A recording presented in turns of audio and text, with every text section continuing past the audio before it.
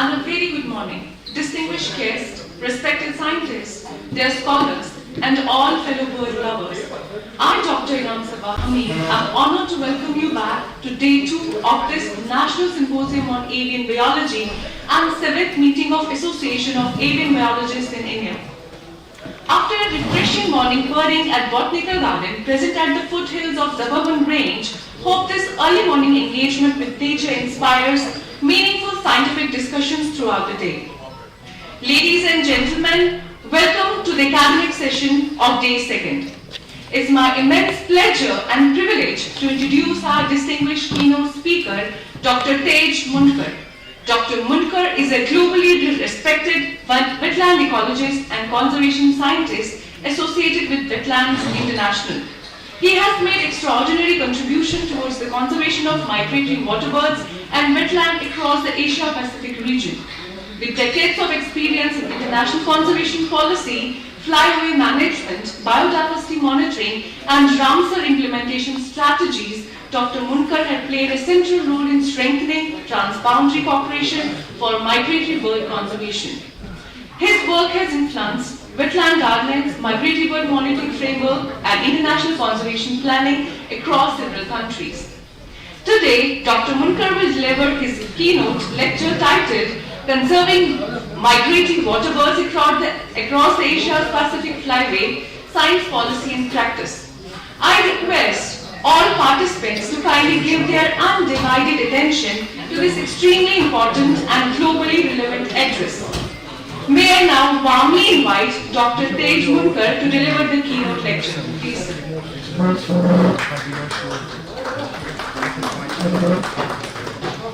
Good morning all. It's a pleasure and honor to be here and thank you for your kind words.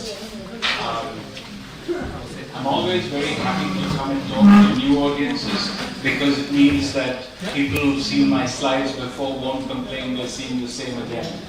Because I'm trying to give the same message, consistent message about conservation, about cooperation, about challenges, about opportunities. And so without ado, let me see what the time is because we're a bit late. The topic is about conserving waterbirds, but I'm going to use some other examples as well to put it into context because the more we study, the more we learn, and the more we learn, the more we realize, the less we know. Birds surprise us every day if we want to study them in great detail. If we look at them at the surface, everything looks all right.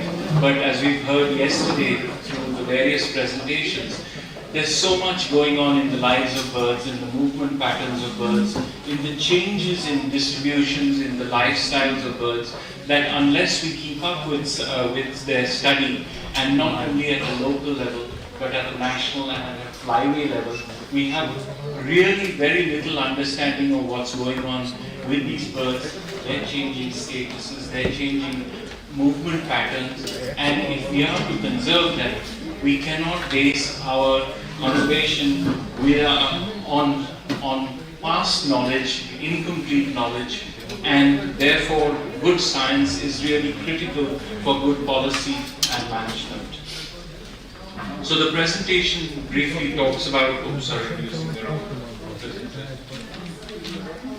The presentation talks about a few points.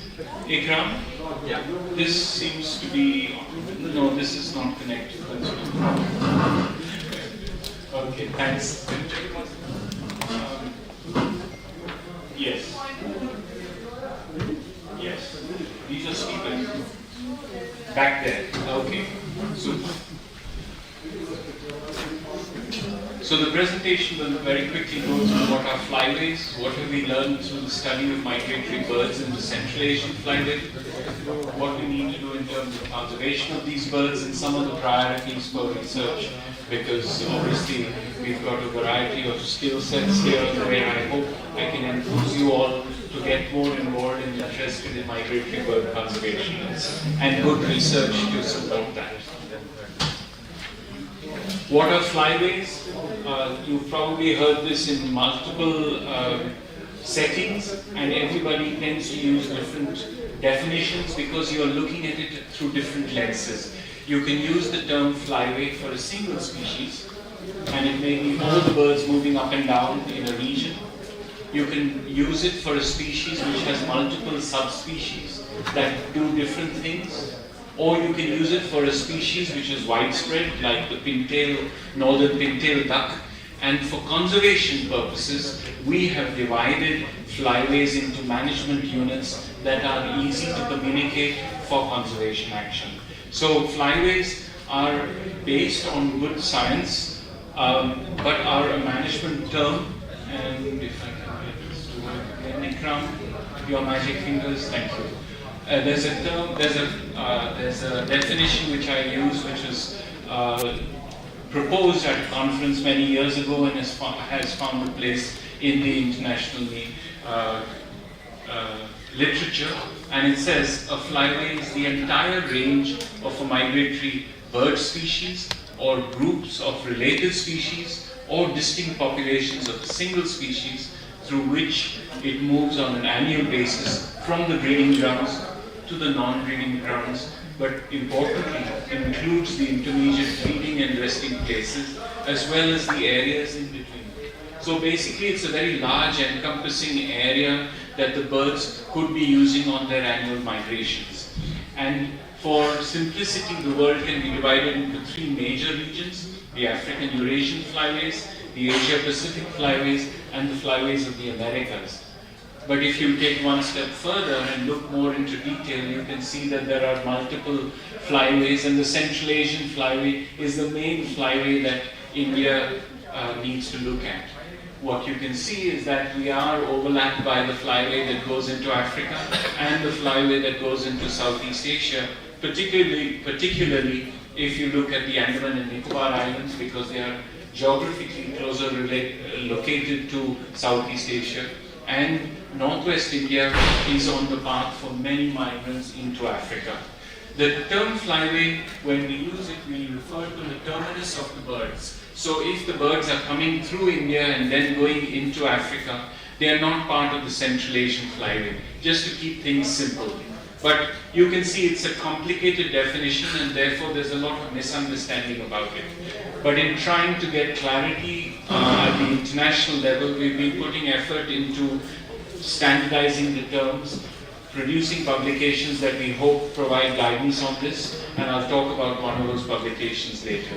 Our focus is the Central Asian flyway, and it's dealing with the terrestrial flyway, the land, the coasts, the inland areas, because the oceans are completely different in their makeup in terms of movements of migratory seabirds. And this is an example of an albatross which nests here. Oh, sorry, this is doing something else.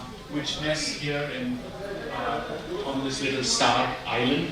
And then the rest of the year the bird migrates, as you can see with this heat map, to areas that, particularly along the west coast of Africa, where there is an upwelling of water from the sea bottom or the ocean bottom, it brings up a lot of nutrients, and that provides a lot of fish and food for the albatross. So although the bird nests here, you can see on an annual basis it spends much of its time elsewhere. And that becomes the flyway, let's say, for the albatross. So that's a very different flyway than the flyway we're talking about, flyways on land. Fortunately, last year, BirdLife International and also then CMS, which is the Convention on Migratory Species, that is the UN convention. It covers all migratory species from butterflies to whales and birds in between, has come up with this definition of flyways in the marine areas. So now we can start talking about what are the marine flyways based on those black dots, which are the colonies of birds where seabirds are nesting, and then the movement patterns have helped to define these flyways. For us, we can see that the main flyways, oceanic flyways connected to India and South Asia, are the two flyways that have been defined so far. And immediately I draw your attention to the Bay of Bengal, which is silent on this map, because there's been very little research to understand what are the migratory movements of seabirds, some of which nest in the Andaman and Nicobar Islands as well. You've got black-necked terns, you've got many species that are believed to be nesting there, but we have very little information. So again, this is a call for all of us to focus our attention on the knowledge gaps that can help us to identify how to conserve these species and where do they move, and therefore how do we work with others across the flyway to conserve them. So if we come back to the Central Asian flyway, and this is an important bird area program led by BirdLife International globally, and I'll come back to that point later in the presentation. Obviously, in an area where we have so many people, development priorities, there are a lot of challenges for the birds, a variety of threats. We've heard many of these yesterday as well, so I won't go into them at the moment. Importantly, the last point is that there has been a long history of research, collaboration, cooperation across this flyway for the last decades and over a century. So we are building on a growing amount of knowledge, but we need to accelerate that. This was a map we put together in 2023 that now looks at the habitat availability and the habitat using IUCN's new classification of the major category 1. So it goes into various details. This is the highest level categorization of habitat. And you can see from the top to the Indian coast, it goes through a variety of different habitat types, and you can see the habitat types there. What is interesting is that the way the earth is layered, the birds pass through very different ecological conditions on their migration, some of which are barriers for some species but not for others. It all depends on how the birds are migrating, stopping to rest, and what altitudes they wish to use to migrate over. One of the birds that you probably won't see anymore, unfortunately, is the Siberian crane. This is a species that has been lost in 2 of its 3 flyways. And 2 of these flyways are within the Central Asian flyway. That's the western population which went to Iran, the central population which came to Bharatpur, and the eastern population that breeds further east and migrates to Poyang Lake in China. 4,500, 5,500 birds is the current estimate for that population. But it is a population at high risk because of water transport, damming. So when they built the three Gorges Dam on the Yangtze River, that changed the entire water balance for the region. And in order to change and make water available for the people, they've had to re-engineer a lot of the other subsidiary water systems, which is not heard about. But the biggest impact is on Poyang Lake, and Poyang Lake has over 1 million water birds. It's one of the most important sites in China, and brings together over 30 species of threatened birds. And Siberian crane, let's say 99% depend on it, because we are surprised that in the last few years we've had a few birds come down to even Hong Kong, it's just north of Hong Kong. So maybe the birds are also trying to find other places, we don't know. Looking at flyways and defining flyways as I started the talk is really based on science, and a good example is what has been done and led by the BNHS over the last 100 years. This was an atlas that was produced in 2018, which brought together very visually the kind of information we had largely from the ringing work that had been done. So that's metal rings. An example is the northern pintail. You can see the ring there. Oh, is that right? Okay, then I'll use the old pointer. That's the metal ring there, where it has a number, a unique number, so that if a person finds the bird and reports it, it can normally help you to track where that bird was marked. That gives you 1 point to 1 point, and when you look at all those points, you can quite neatly see this forms the Central Asian flyway. The area in dark brown across is the breeding range of that species. So it's a very widely distributed species. Most of these ring recoveries have come from hunting of birds over the last decade. So good information to give us a basic understanding, but then it tells you about what's happening here, but very little about what's happening within India. So how are these ducks moving around? How do they depend on different wetlands? We really don't have a good enough understanding. But then we start looking at what happens when you look at birds and report birds, and eBird and Bird Count India have done this amazing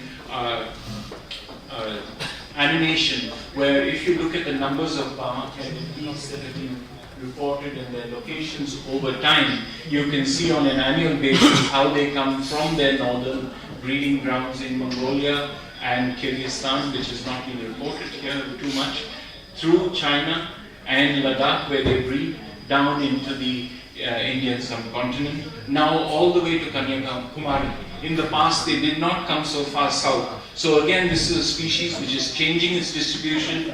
The numbers seem to be going up. It's unfortunately becoming a problem with farmers, so we need to look at the human-wildlife conflict with this species in order to protect it.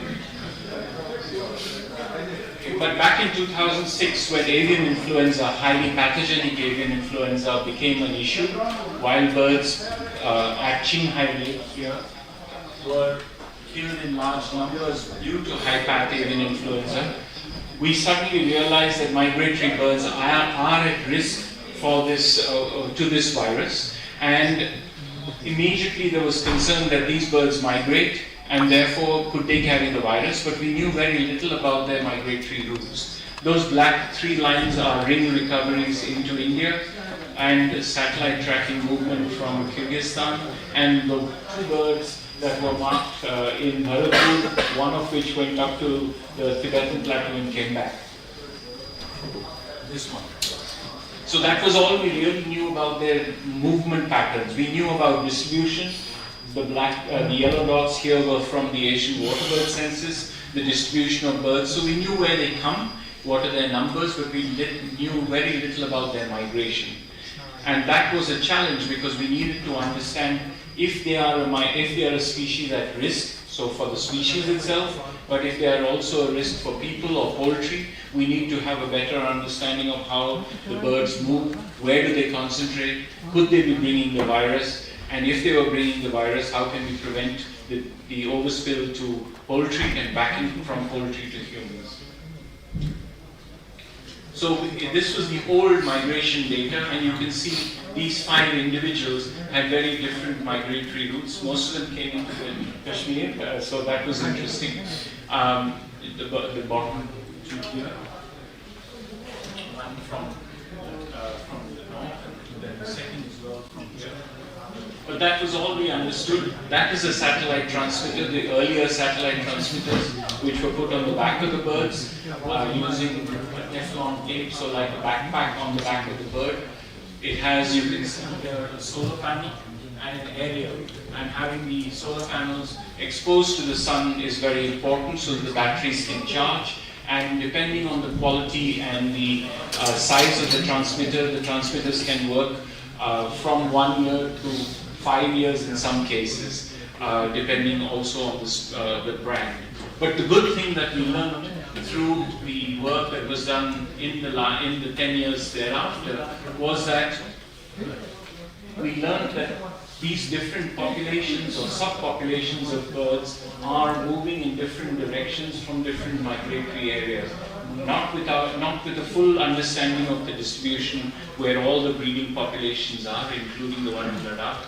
But in 2009, you can quite neatly see the migratory routes of the species. But satellite transmitters are very expensive, so you can only put small numbers of them. But fortunately, using neck collars of different colors, you can see this green was the one used in Mongolia, where the birds breed in large numbers, where they can be caught in large numbers immediately after they nest, because the adults undergo simultaneous molt, so they lose all their primary feathers and tail feathers, so they are flightless for a few weeks. The same is true of the birds in Ladakh, so you can catch the adults and the young ones, color mark them and release them. And here you can see several aerials, and you can see the green neck collars. Red used in India, yellow used in Poyang in Qinghai in China. So different colors telling you different movement patterns and allowing reporting by the public using binoculars or a mobile phone if you're close enough to the bird, and getting good information about the movement of these birds. So over the last few years, we've built up a better understanding about the migration of this species. Another species which nests at about the same latitude is the biggest bird in the flyway. This is the Dalmatian pelican, the heaviest one. Unfortunately, a threatened population coming down to South Asia and going into East Asia, but the population further west seems to be doing better. Although avian influenza in 2 years has wiped out 60% of the population. So again, when we think about recovery of species, we have to take a longer term perspective and not think we've achieved success with narrow margins like this, because one disease, one outbreak in a colony can wipe out 90% of the birds. The only information we have from satellite tracking about the species is one bird here from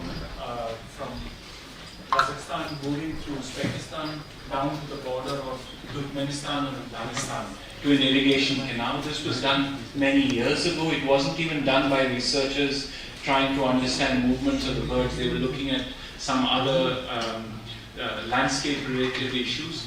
But that gave us the first and only information that I'm aware of on the migration of the Dalmatian pelican. We've had ring recoveries of those birds, particularly in Gujarat, as well as for the great white pelican, which breeds in the same area and comes down to South Asia. So we know we have fragmentary knowledge about the migration of many of these species from a few observations or tracking. And this was one metal ring bird that came down to Muli in Gujarat from the breeding area. With the flamingos, we've got a different story, because flamingos are not typical migrants like we see for other species. They don't necessarily undergo an annual migration to breeding grounds and back. They are almost partly nomadic in their lifestyle, and so we need to think about them differently. We have divided them into different biogeographic populations, and you can see the biogeographic population that covers India comes all the way west to west of Iran, because there is a lake in Iran where since the 1960s they've been doing ringing of birds, and if you look at the map from that location, you can see it almost like a star. The birds have gone in every direction, into Africa, into India, across India, and up to Kazakhstan where they breed as well.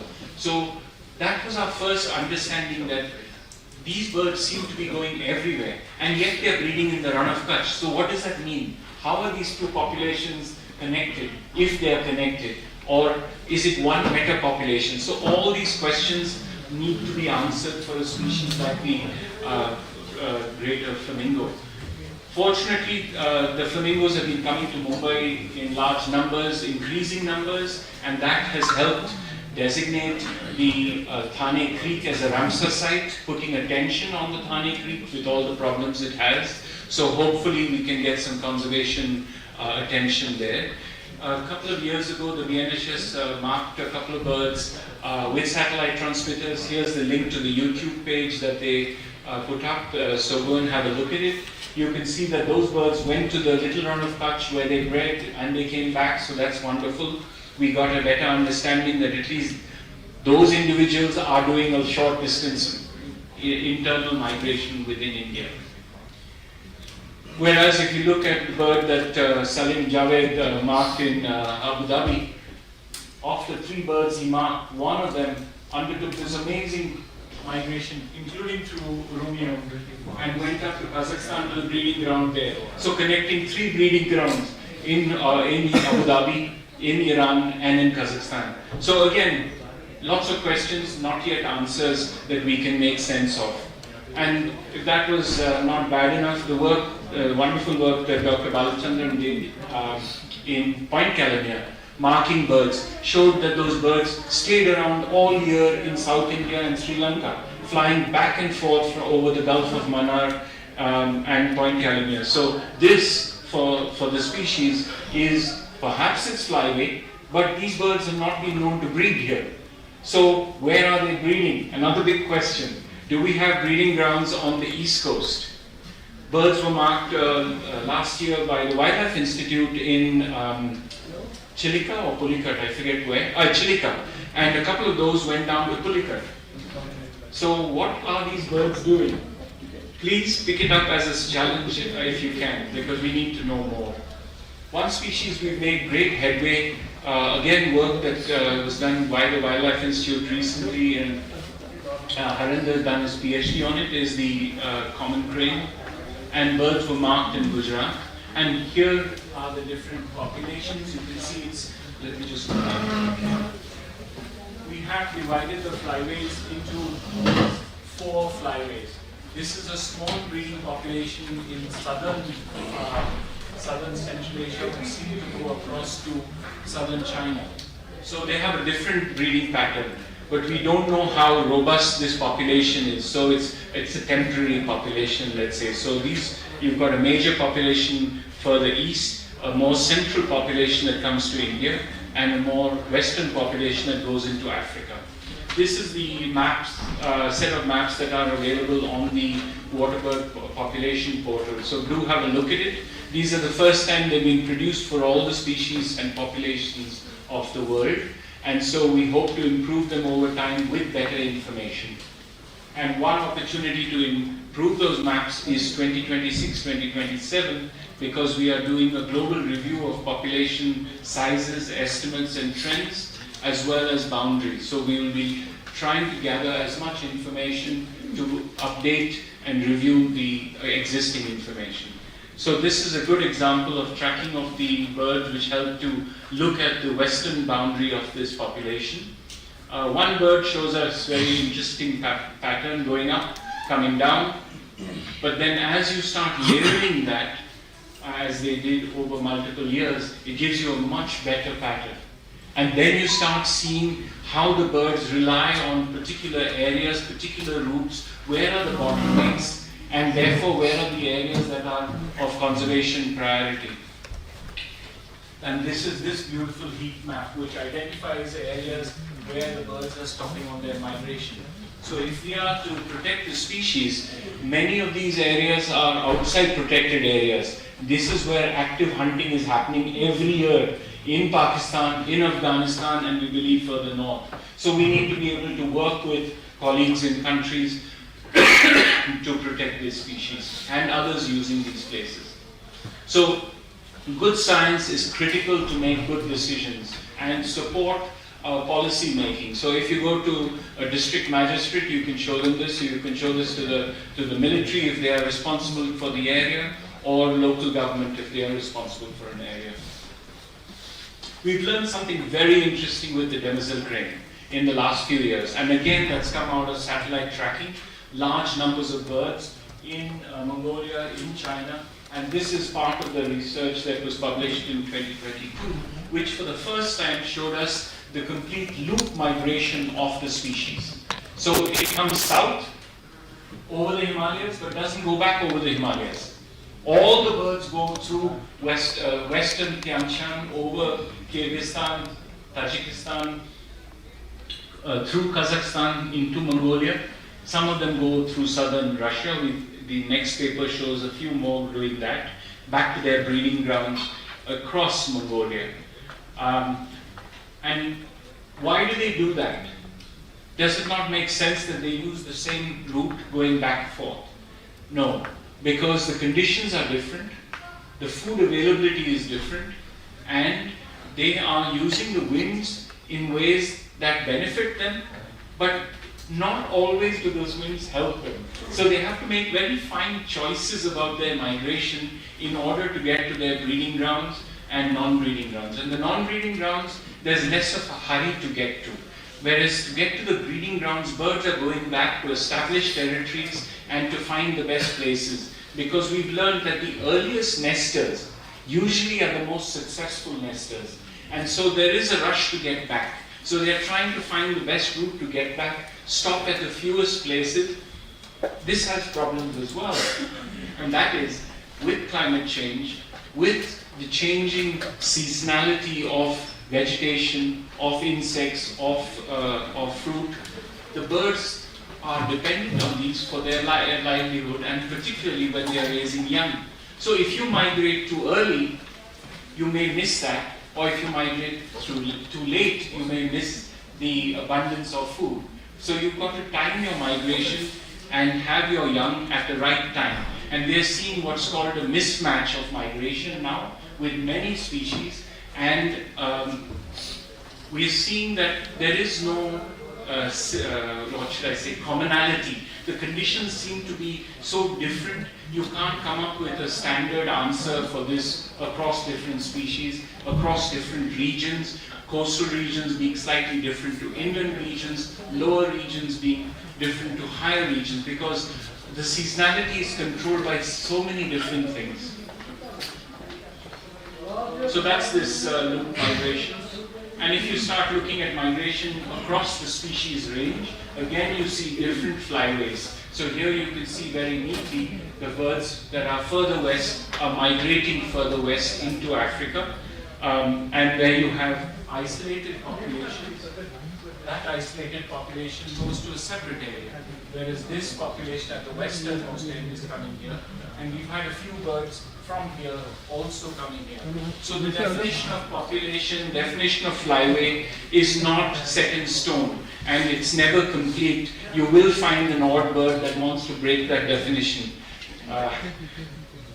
We've seen with ducks, migratory ducks, a lot of birds have been tracked also during the years post high path avian influenza. Fortunately, FAO had received a fair amount of funding from USAID that allowed for this research. There's been a lot of other research since, but a lot of ducks, more than 150 ducks across Asia to Africa were marked in those 10 years. And what we've learned is that the birds are flying, some species are flying over, some species are choosing to fly either to the west of the Himalayas and Tian Shan, or eastern Himalayas where they go, the altitude is slightly lower. But again, we understand very little. But what we have learned is that from a lot of the tracking work, the area between Nepal and Bhutan over Sikkim seems to be slightly lower in altitude, and that seems to be a flyway bottleneck for some species and some populations. So if we are looking for conservation prioritization of the Himalayas, this area is clearly of importance. The birds may not come to the ground, they may be flying low, some of them may stop, but this is still for them a very important thoroughfare.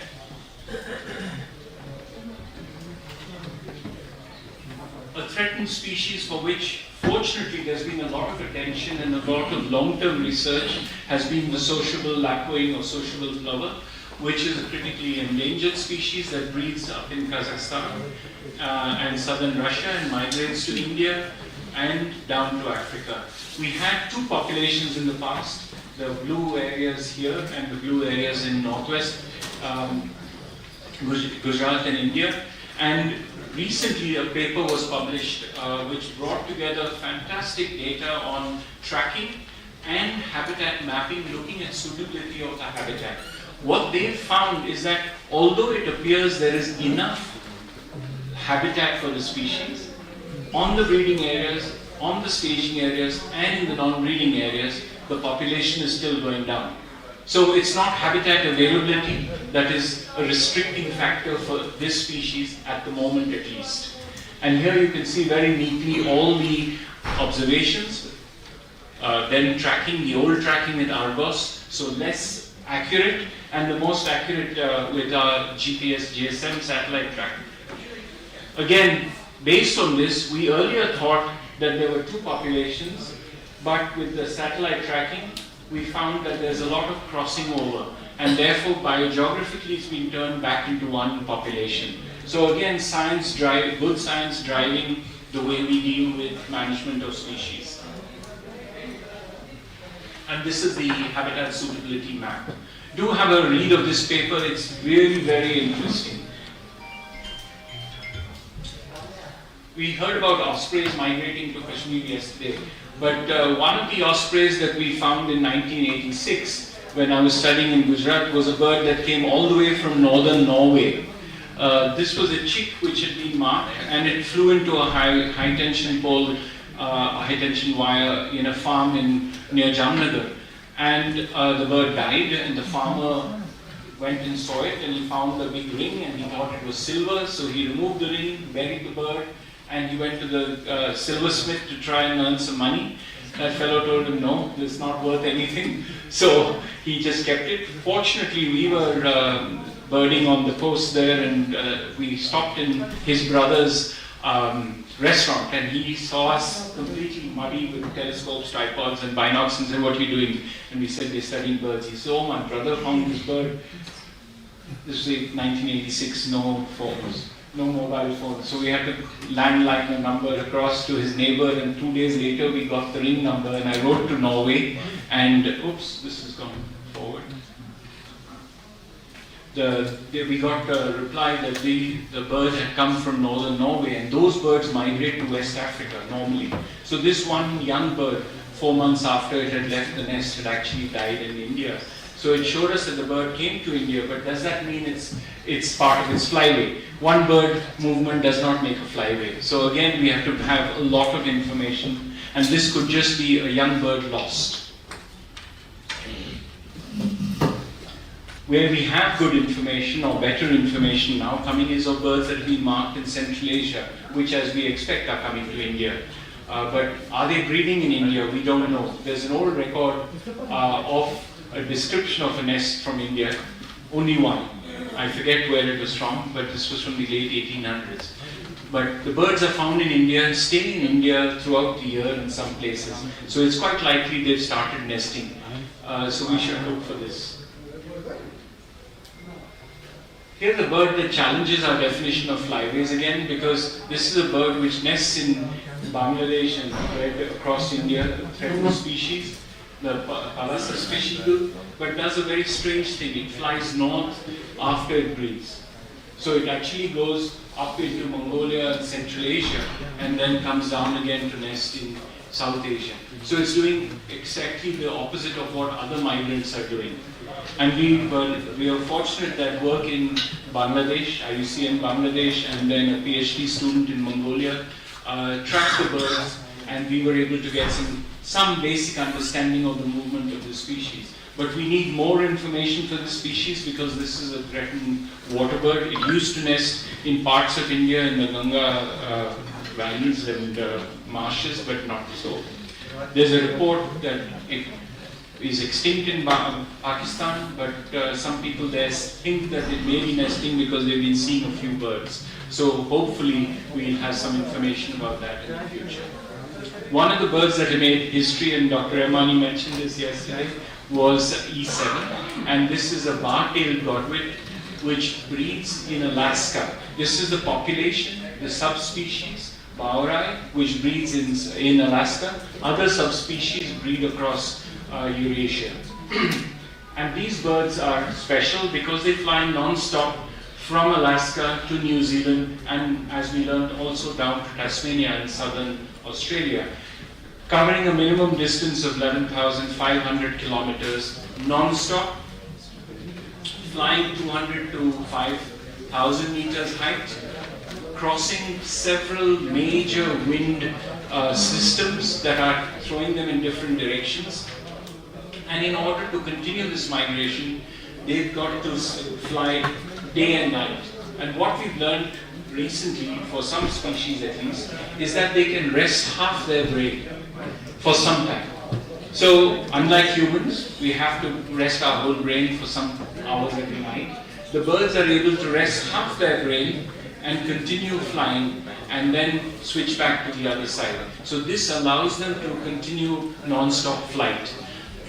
On their own, young birds, birds of the year, fly without their parents. So again, they are using navigation, very sophisticated navigation systems across 12,000 kilometers of open ocean to get from from Alaska to New Zealand. They spend 6 months there, then they migrate non-stop to the west coast of Korea and east coast of China, the Yellow Sea. They spend up to 6 weeks there to fatten up. Then they do the last migration, another 6,500, 7,000 kilometers. So in a year, a bird will do 25,000 kilometers. These birds live for 25 to 30 years, and in that lifespan, they perhaps go from the Earth to the moon and back. And you can see the size of the bird in their hand. It's not a very big bird, although it does double in weight before it takes off. So when you see them in northwest Australia or New Zealand, as I've seen them, they are so fat they can barely fly, but they manage to take off and then use that fat to fly. Not only fat, we've learned that they also shrink their entire digestive tract so that they reduce the weight. And worse still, because it's energy intense, they actually eat their protein of their body to support energy production. So it's unbelievable that this bird is going through such physiological changes every year in 3 steps to continue this amazing migration. So this is special. It's not every bird like this. The rest of the bar-tailed godwits are very different. The birds that come to India, we have no knowledge about. Absolutely no knowledge. We don't know where they come from, where they go to. There are 2 subspecies. We know that 2 subspecies come to this country. Perhaps the western subspecies to the west coast, eastern subspecies to the east coast. A very simple default, but that's not good enough. We must research and find out what's going on to the species. Birds from West Africa go up. Birds from Oman. Birds from Oman are known to go up in the center, so perhaps the Indian birds are also in that region, but we need to find out for sure. Another godwit species for which there's been interesting research has been a bird called Bala by the BNHS, which showed the entire migration of the black-tailed godwit to its breeding grounds in Russia. Again, multiple species, at least 3 subspecies in East Asia. One recently discovered or described 5 years ago, Bohai, which we think also comes to India. We have no knowledge other than that. Our ringing information was very limited. That was it. So we didn't know anything. Now the satellite transmitters told us a little more. Hopefully that helps other people to start studying the species across its distribution. It comes to India in large numbers. And India is really supporting the 90% of the entire population, that biogeographic population. So we should study more for the black-tailed godwit. A little ringed plover, smaller than my hand, very difficult to study with traditional transmitters because they're just too small. Fortunately, we've got information that tells us that at least a couple of birds that come to India have come all the way from Scandinavia, which was a big surprise. And the other birds marked in the same places from southern Sweden went to West Africa and East Africa.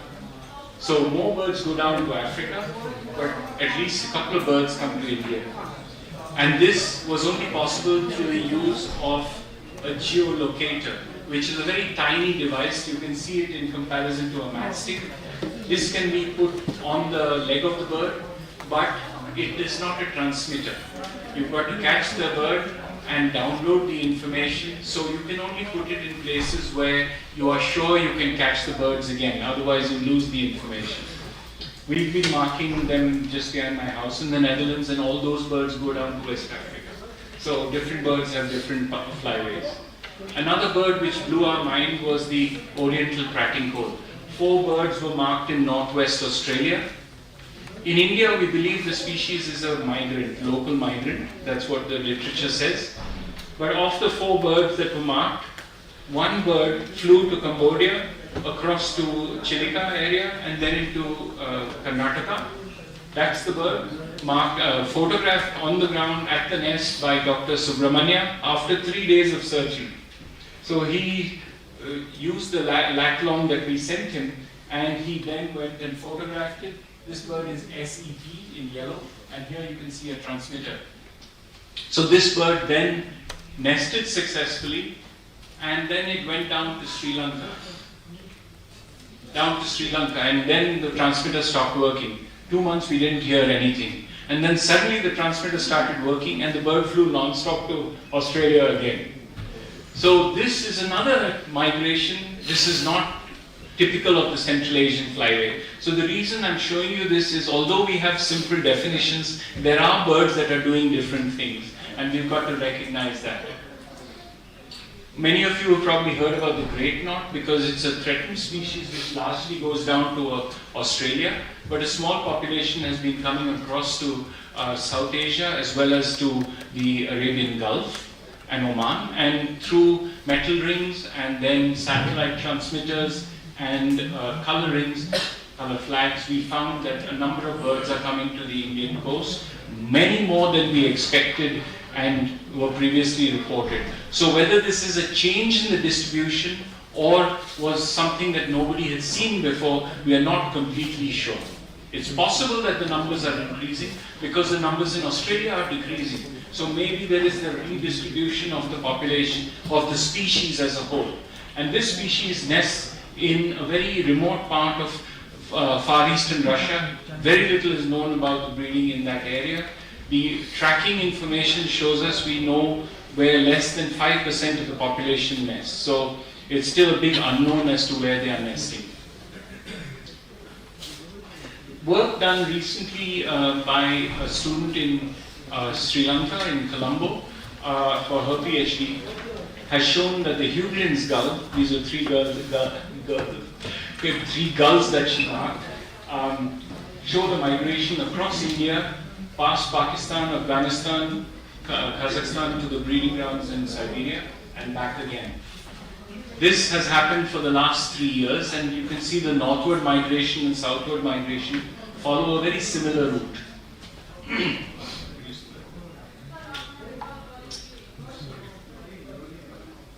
Sadly, one of the birds last year was found injured on the Garhwal coast in Karnataka, and there was a lot of noise made in the press for a few days about it being a Chinese bird spying on the Indian base, which of course was not the case, because this bird has been going up and down from Sri Lanka to Russia and back. It is a Chinese-made transmitter because this is an international program, and the Chinese had provided, the researchers had provided the transmitters. But the bird died. It was looked after for a few days. Unfortunately, we lost that bird, but over 3 years we've learned a lot about that species. Compare the species which goes up to the Arctic to another gull species, the brown-headed gull, which nests at a high altitude in the Himalayas, also in Ladakh, onwards, northwards into the Tibetan plateau. And you can see this map shows the migration, the non-breeding area going down into Southeast Asia, but across India, inland and coastal India. We had a lot of information about the species in terms of numbers, but it was also through the work of Gayomani that we now understood a little bit about its migration through the Ganga into the Tibetan plateau where they bred and return. What's interesting is that they're undertaking an amazing migration, and they are not only flying high when they reach the Himalayas. This one individual continued at less than 1,000 meters over the Indian subcontinent. The other bird went up to over 6,000 meters over central India in the daytime while it was flying. And then went down, and then when it reached the Himalayas, which is the red, pink color, went up again, and then down to the Tibetan plateau where it nested. Just first time we are trying to understand what's going on. What we learned from the tracks is one of the birds was only, 20 kilometers west of Mount Everest. So it crossed at nearly 6,000 meters altitude. Not flying over mountains, but slightly in the passes. So the birds are trying to find the passes through which they can go through. And the other bird was flying at 5,500 meters. So they are undertaking amazing migrations on this, even if it's a short migration to the southern plateau, Tibetan plateau. Other work done in Thailand showed us how those birds are migrating, so we now have a better understanding of the migration of this species, but still much more is needed to understand how the birds along the entire west coast and inland wetlands depend on the areas in between of their migration.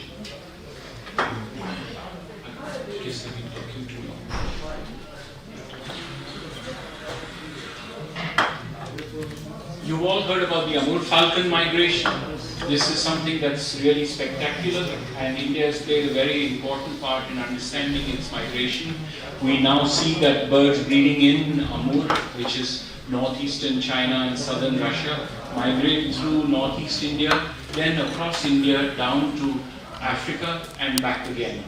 This migration is also 25,000 kilometers, so it's really spectacular. It's one of the few raptors or birds of prey species that regularly fly over water or the ocean in such large numbers. Fantastic work and very good conservation work in northeast India after this bird was threatened through hunting. So that's a good conservation story, and tracking helped to understand what was going on. We also understood how they migrate when you track bird migration on weather movements. So when you look at weather and wind direction and speed, you then get an understanding of how these birds are undertaking these amazing migrations. All this is in the report by Suresh Kumar and others at the Wildlife Institute. You can download it and read that report. Another bird which is doing an amazing migration we learned about just last year is the common cuckoo. We have it calling here, but the birds that are coming from breeding in Kamchatka are migrating to Africa. Are the Kashmir birds doing the same? We have no clue. So this is amazing. A cuckoo species so small is flying all the way from southern Kamchatka down to Namibia and back again. So more to learn for all these birds. The common rosefinch, where do you think this bird comes from? You see it here? Yes, you do see it here. Yes. So we've had a few birds marked, and that's told us that at least some of the birds are coming from as far west as you can see, southern Sweden. Another bird, and this shows you also the tracks of how these birds are coming. Again, being small birds, these are using geolocators. So it gives you a range and a region where the birds are coming. This is one species. This was 10 years ago now. Another bird I've dropped that slide. Another bird which I wanted to highlight is the Arctic warbler, which you can imagine is really small. It's a few grams. And yet, on its annual migration, it covers 17,400 kilometers from southern Russia through Mongolia, China, Taiwan, Philippines down to southern Indonesia and back again. So even if it's a species is very small, an individual is very small, it's capable of migrating long distances because it depends on habitat, good quality habitat with good quality food in order to sustain its migration. So this tells us stories of the movement of the birds, but what about the habitat itself? That's important. And when you start putting information together from different people's research through collaboration, you get a very interesting understanding and an overall picture of migration.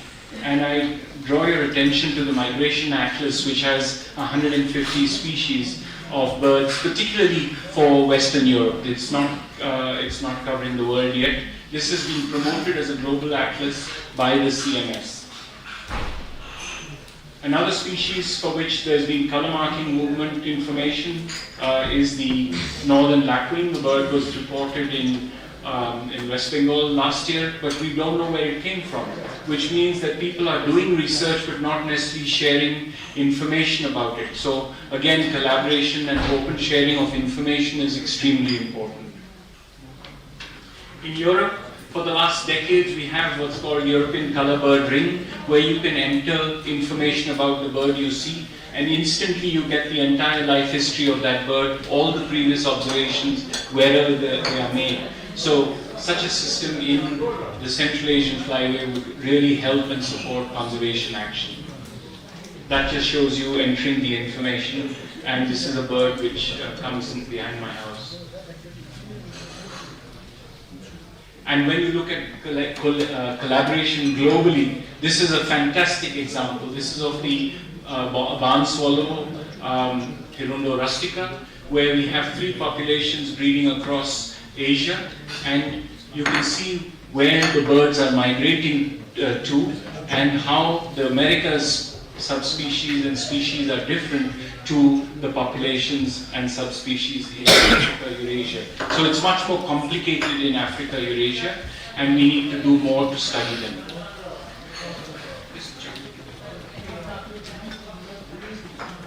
Yeah. Let me jump this slide. We've talked about the major risks to migratory birds. And I'm just jumping through these because you know all these, but I just want to focus on a couple of new ones that people are talking about now. We've heard a little bit about light pollution yesterday, but the other big issue is the use of glass in cities. And reflective surfaces are increasing, either glass or metal. A lot of buildings are now killing birds in different places, not just migratory birds, but also resident birds. So we need to think very carefully about how we are constructing, where we are constructing, and what the impacts could be. This is a good example. This is the reflection of the road from where the picture was taken, but for the bird it looks like fly through, and the birds, many birds fly through and die in this area. The issue of avian influenza was something I talked about earlier when it started in Asia in 2005. But it has since, unfortunately, become global.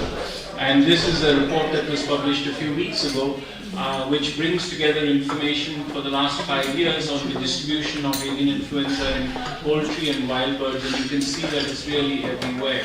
They have not brought in information from Antarctica. Unfortunately, we've had penguins and other seabirds in Antarctica also infected and killed by highly pathogenic avian influenza. So it's now everywhere. So we have to think more about actions to prevent their further spread and spread to wild birds. And I know Farah is best placed to talk about this tomorrow, so I'll stop today. So I'll stop now. Some of the other challenges for migratory birds: infrastructure development, wind farms. We talk about green energy, but where you produce the green energy is extremely important. And BirdLife International has produced AV-STEP, which is a program that's being rolled out globally. It's been developed for India, which identifies areas of high risk for renewable energy. Please look at that website and use that with the developers and wildlife protection agencies in order to come up with good EIAs that show what the risks are to migratory birds. Of course, migratory bird information is only as good as you've seen. Therefore, we need better information to better inform where these developments can move ahead into the future.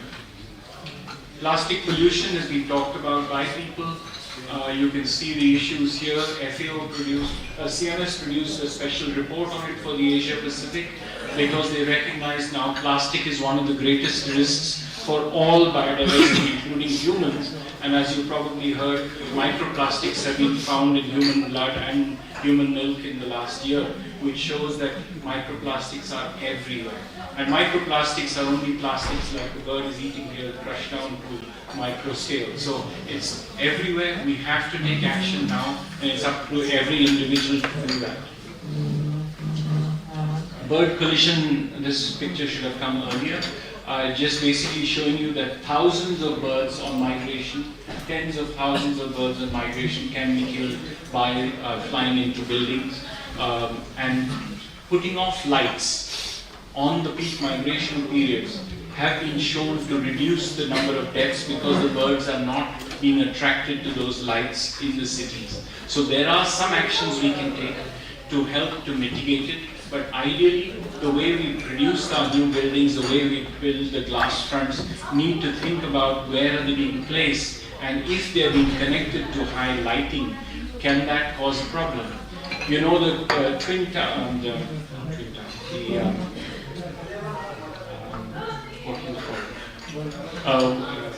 World Trade Center. So in New York, you had the buildings that were destroyed, and they have now built a memorial there, and all those white spots are birds flying around in the night, and they are flying till exhaustion and then dying there or flying elsewhere. So night lights pointing up are extremely dangerous for birds, and we are just understanding the impact of these birds. It's called the beacon effect. So the light acts as a beacon, and a lot of birds are being killed through that.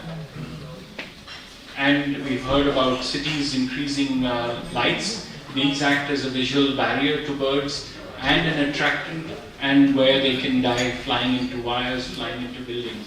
So we have to think about this. I know I'm over time, so I should stop. But I have a few slides about the International Waterbird Census. It's something that celebrates 40 years this year, and many of you have been part of. It is part of a global program.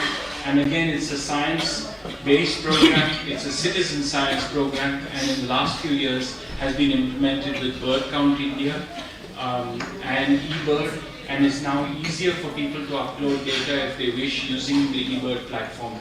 So I hope you can all participate in it if you haven't been participating in it, and importantly, making sure that your data reaches the Wetlands International South Asia office in Delhi so that it can be included in annual reports. This is the eBird Bird Count India tool, where you can enter the information, and we found more than 1,200 sites being covered this year in India. So very good results already, large numbers of birds. But Chilika was not added to that, and Chilika itself had the same number of birds roughly as the whole country had reported. So if you have even one major data gap, it can completely mess up your data. So you have to follow up and follow up and follow up with the wildlife departments, with the forest departments, with the agencies collecting the information to make sure that their information is getting into these reports. This is a 10-year report that was produced. All the information is on the Wetlands International website, annual reports, and global information on our global portal, and it is updated for every 5 years. You can choose the flyway, it gives you numbers of birds per country reported to the portal. This does not mean that that's all the birds are, but this is what was reported. So we need proper reporting through all the count efforts to make sure that your data is not being lost en route on its migration to this portal. That data has been used also for the State of India's Birds report, and you can see the trends in information from the information that the pintail, which is widespread across the country, is yet on a severe decline in recent years. So it's through such information we can then identify problems for different species and start prioritizing action. I'll jump to this slide and focus on the Central Asian flyway. The Central Asian flyway has a new initiative which was adopted by the governments of the world who are party to the Convention on Migratory Species. This was the meeting which was organized in Samarkand 3 years ago, and they agreed on a resolution called the Central Asian Flyway, and as you can see in the highlighted areas, the aim is to conserve migratory species, but identify research gaps and priorities, look at innovative ways of delivering conservation that benefit local people as well, and migratory birds. I think I'm encouraged to move ahead. So let me go ahead. The status of species in terms of summary, we've had more than 100 years of migration. We've used a variety of techniques, including fairly modern techniques, but the numbers of birds that have been marked with these newer techniques are obviously limited because of costs and permissions. That's been one of the big challenges in India. Getting permission at the national level, state level, local level to do such research, to catch the birds, to be marking them. And we hope that these issues can be dealt with in a time-bound manner so that research can continue. Field monitoring is being undertaken by a variety of groups, citizen science groups, Bird Count India, BNHS, Veterans International, and a much larger network. And my presentation should have shown you that we've got some species that have been studied, but a few numbers of birds have been studied. So we really have large gaps in the understanding of any species of migratory. So we need much more research. Next. So the priorities obviously are to look at getting better quality data, to understand migration strategies for birds, both threatened species and non-threatened species, because every year the number of threatened species increases. So let's start while the birds are common and we can do something about them. Don't wait till they are threatened and then have to take much more expensive action to conserve them. There are an increasing number of threats. I've shared some of these. We need to be proactively looking for what the other threats could be for the birds and take actions to reduce their impact on the birds before they become a serious threat or a widespread threat. So that's important. Evidence-based species and habitat landscape scale knowledge is needed in order to conserve species, because not all species live at sites. They depend on the landscape. We are looking at forestry, we are looking at agriculture, and unless we manage our landscapes better, we aren't going to manage these species. This brings together for the first time a map of the internationally important sites for migratory birds in the Central Asian Flyway. And as you can see from the colors, these are from the IUCN database, World Protected Areas database. It shows you that the red sites, even though they are internationally important, are not protected. The green sites on paper are protected. So that's the difference.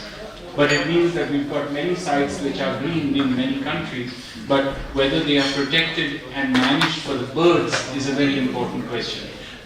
Is protection helping the birds, or is protection helping the forest? Those are very different priorities in management, planning and implementation for the protected areas. Next. Well, this is perhaps one of the last slides, and it just says that everybody has a role if we have to conserve migratory birds.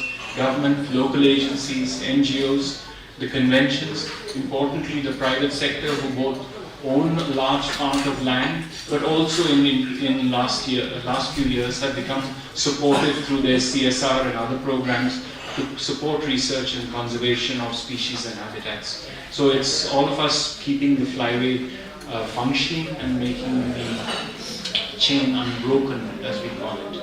And the last slide is just two publications that may be of interest to you. One was produced by CMS some years ago, which is a guide to migration of birds and other species worldwide. And the other is the report that we produced for BirdLife in 2023, which helped the governments to decide on priorities for the Central Asian Flyway and the resolution that I talked to you about earlier. Thank you all. Sorry for keeping you waiting. So thank you so much. I would like to express my heartfelt gratitude to update our software when it comes to avian biology. Although I don't, I belong to entirely different sort of settings. I'm not an avian, say, for example, researcher.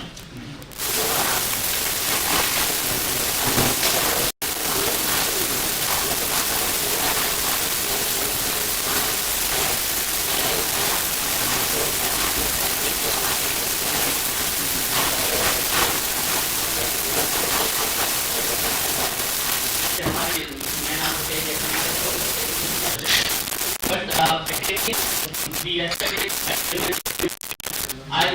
this has completely changed. Out of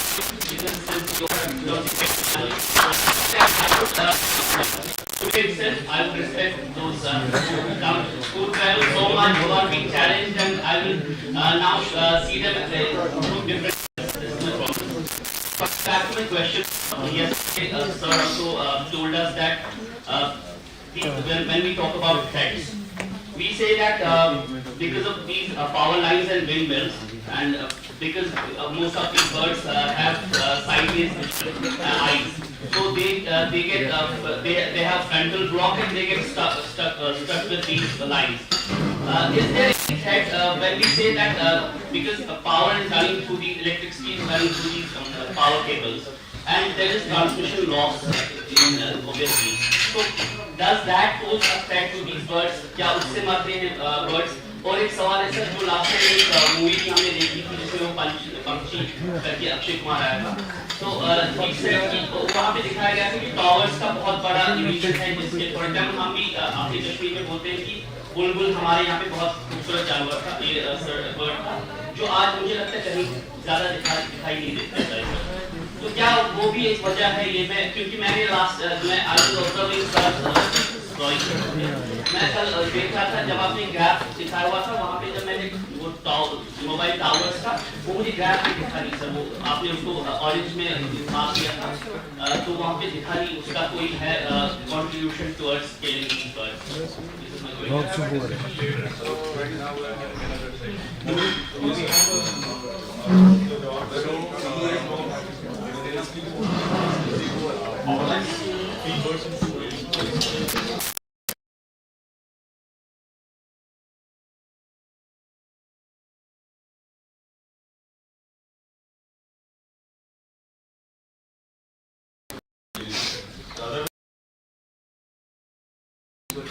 Both the wings has to touch at one time both the wires. Then only the or either way from the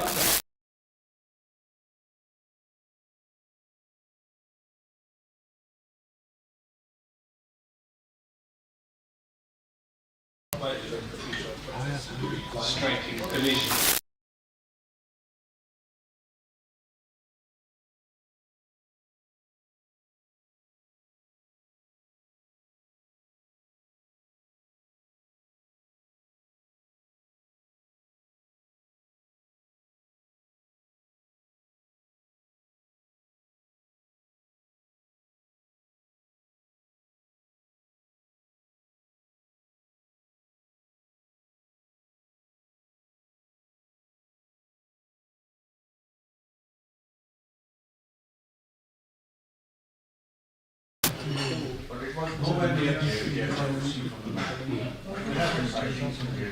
Yes. Very simply, those are 21 birds, and the population. What we don't know is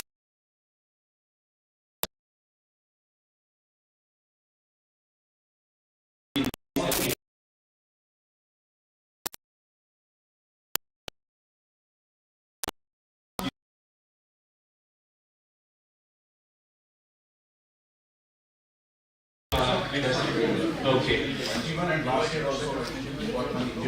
Okay. Another thing to do is to try and look at what the weather patterns were then, whether there's unusual strong winds or storms that may have blown them off course. That could be one reason why they're coming into an area that they're not normally found. But otherwise, they may be flying over high without stopping. And that's why nobody sees. And only when those birds are being marked do we understand what they're doing. Yes? No, we have very few observations of tracked birds.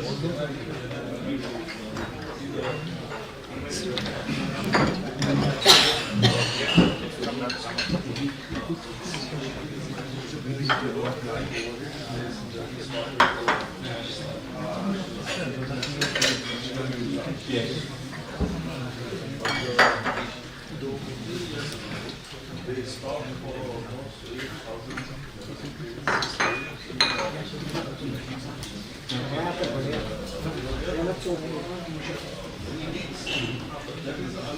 Yes.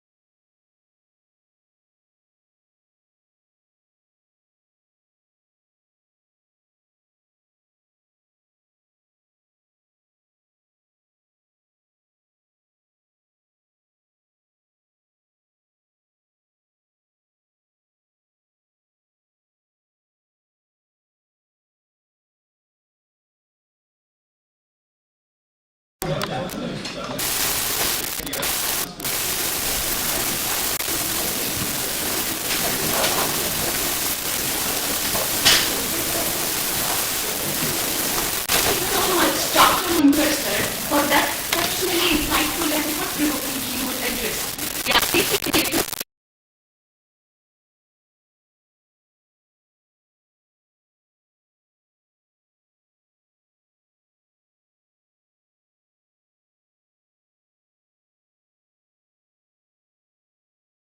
diversity and conservation challenges within fragile Himalayan ecosystem. It's my honor to introduce the chair of this session, Dr. Tej Munkar from Wetland International, and we are equally privileged to have co-chair with us, that is Major General Atul Kaushik sir, former HPP EIRC, and the rapporteur for this session is Mr. Intisar Sohail from the Department of Wildlife Protection. We extend a warm welcome to the chairpersons and the rapporteur, and you are requested to take your seats, please.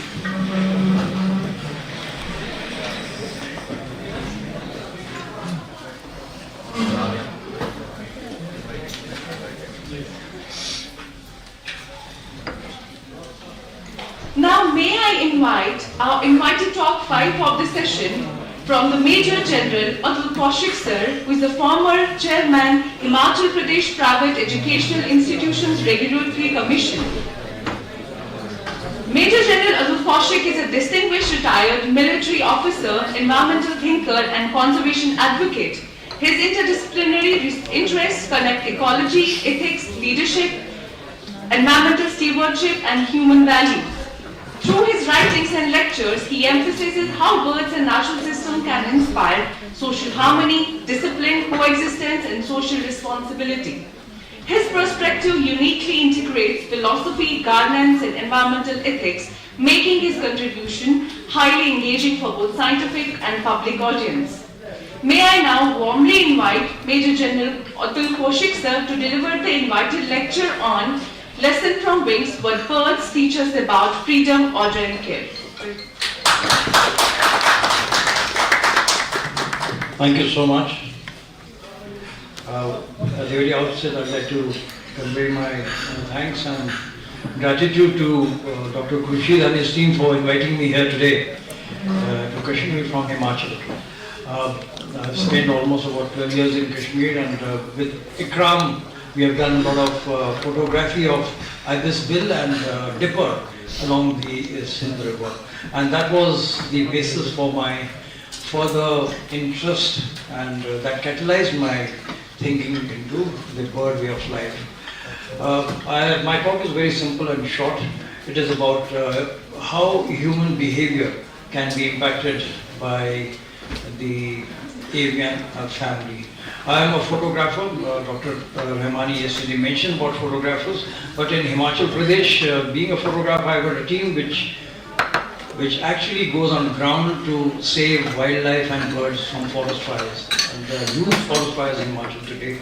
And for past 5-6 years, the ghasnis were getting lit up, and we were out there with my ex-servicemen and the young people to save birds and their eggs from burning in forest fire. Well, since I'm a photographer, so I concentrated my photography on birds, flying birds, the movement of the birds. I was totally zapped by the shining of the wings during the sunset and the sunrise. The way the birds formed geometrical patterns all over in the sky was really mesmerizing, is mesmerizing indeed. And thereafter, the way the bird silhouette impresses you when you are seeing it against a blue sky or a cloudy and a mist all around. So over a period of time, after taking more than thousands of frames of photographs, I realized that something has changed. And later I came to know that I was not capturing motion, I was not capturing movement. What I was getting into was a philosophy. The philosophy was unfolding. The bird language, their behavioral pattern is itself a philosophy. And the philosophy is, it is not discussed. There are no words about it, there's no argument on it, there are no advertisements on that philosophy. But today, in the times we are living in, which is totally accelerated, and there are notifications 24 hours, and we have to react as soon as possible to the response which we are getting all over.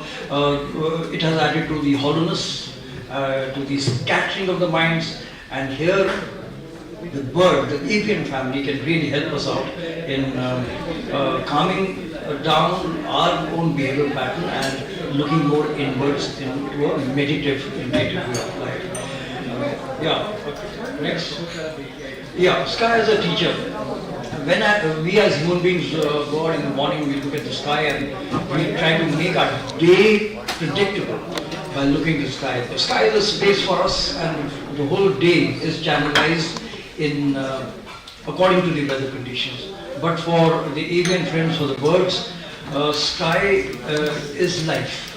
It is a curriculum. The sky teaches them the lift, the drag, the drift. It teaches them the movement. It really influences them.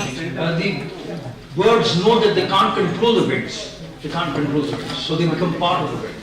And that is most important, in fact, that the birds don't control. They become part of the situation which is all around them.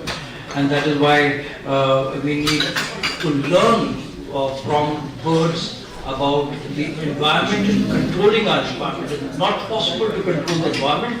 To become part of the environment is more important. Next. So 7-8 birds, there are otherwise thousands of them, but 7-8 birds I have chosen where we learn certain lessons which may impact our life. First is the herons. Herons, all of you have seen heron waiting patiently in wetland, waiting to strike.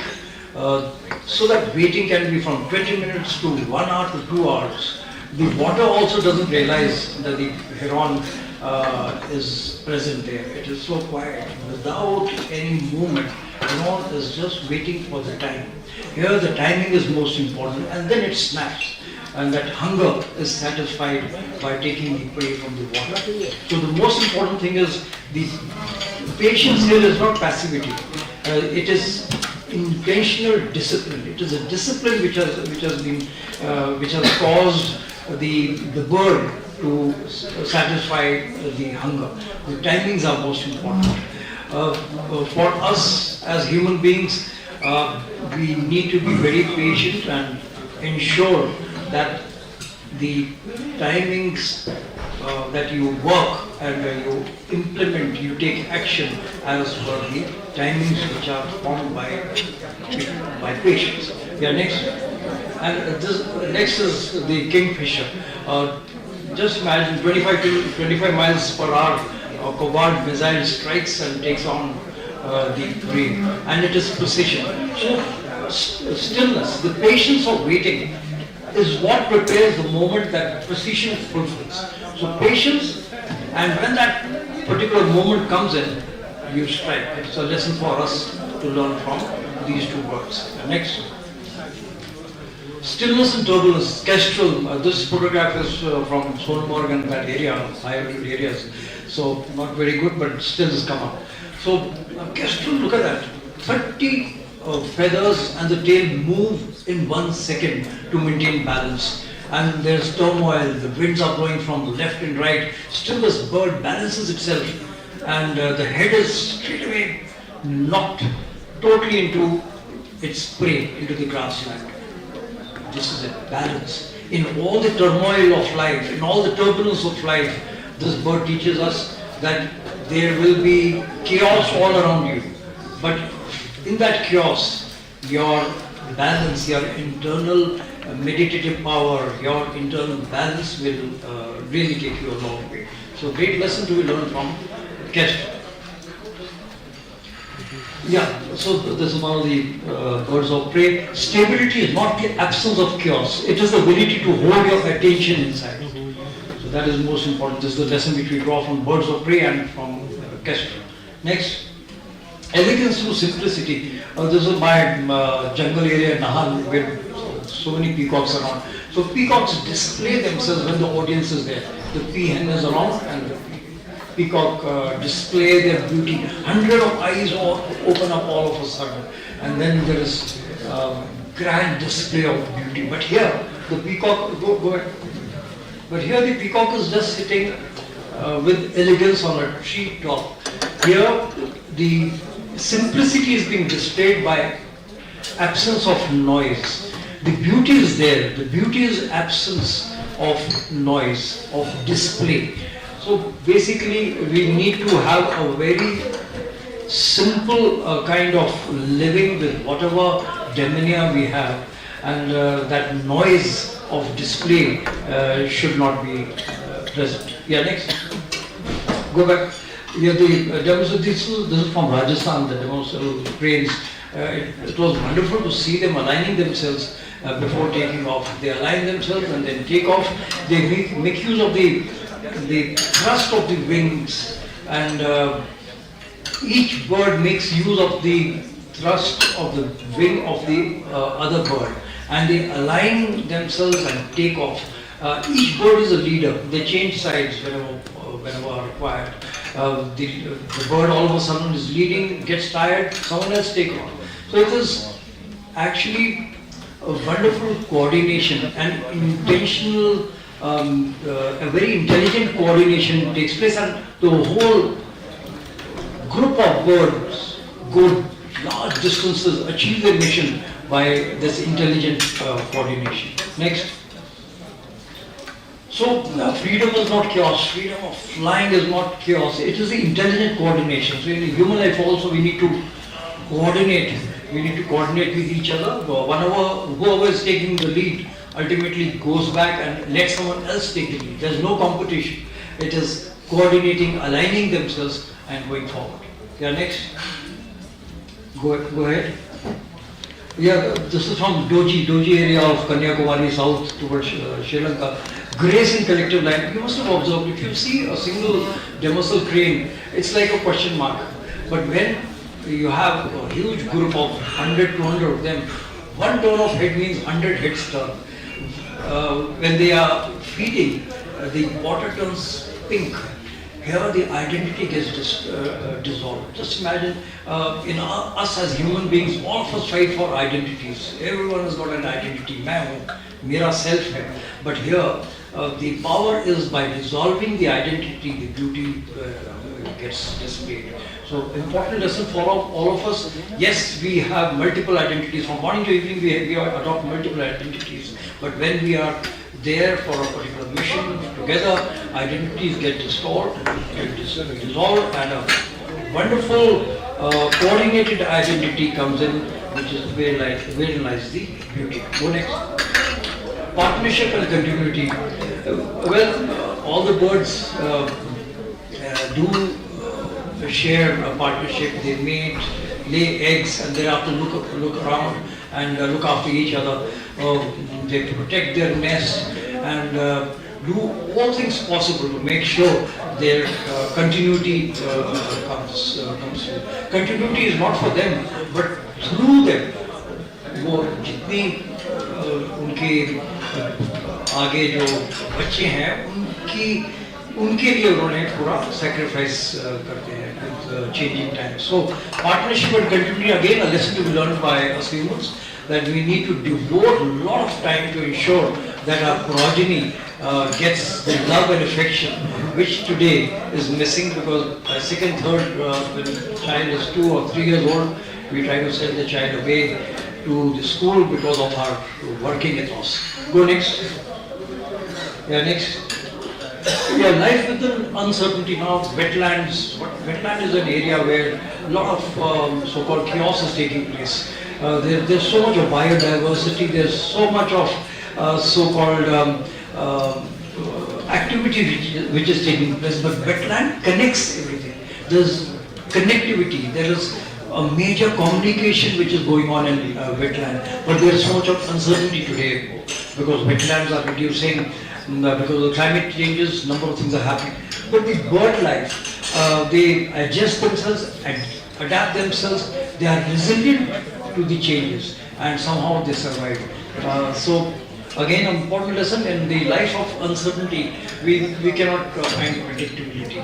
Forget about predictability. We've got to function in an ambiguous, unpredictable way of life, and in that unpredictability, we have to flow through the life, whatever we are doing. Trying to make everything predictable is impossible for a human being. Go next. Adaptation without complaint. Birds don't complain. They say, okay, this has happened, so now I must do something about it without complaining. So the important lesson again, things change, difficulties come in, and we try to create an environment that nahi ho sakega, aisa possible nahi hai. But here these wonderful birds, they adapt, and thereafter without complaint they carry on with their lives. Yeah. Sovereignty without noise. What is power? Power for the bird is restraint. I am powerful, but I am restraining myself. Power is silence, solitude. The eagles, they soar up. They get into the torque, into the eddies of the skies, and they are powerful. They can view the world from distance. And the lesson to be drawn is, when you are in power, be restrained about it, be quiet about it. And the birds here give us an important lesson on power and restraint. Go next. Yeah. Grace without display. These are the painted stock. Now just imagine the whole, this is near Kota. I went last year and they are missing. The whole site has disappeared. They have made microwave towers, and that small lake has been cemented, and the birds are missing now. They've gone away somewhere. Beautiful, graceful bird, go next, which actually takes a lot of care about their fledglings.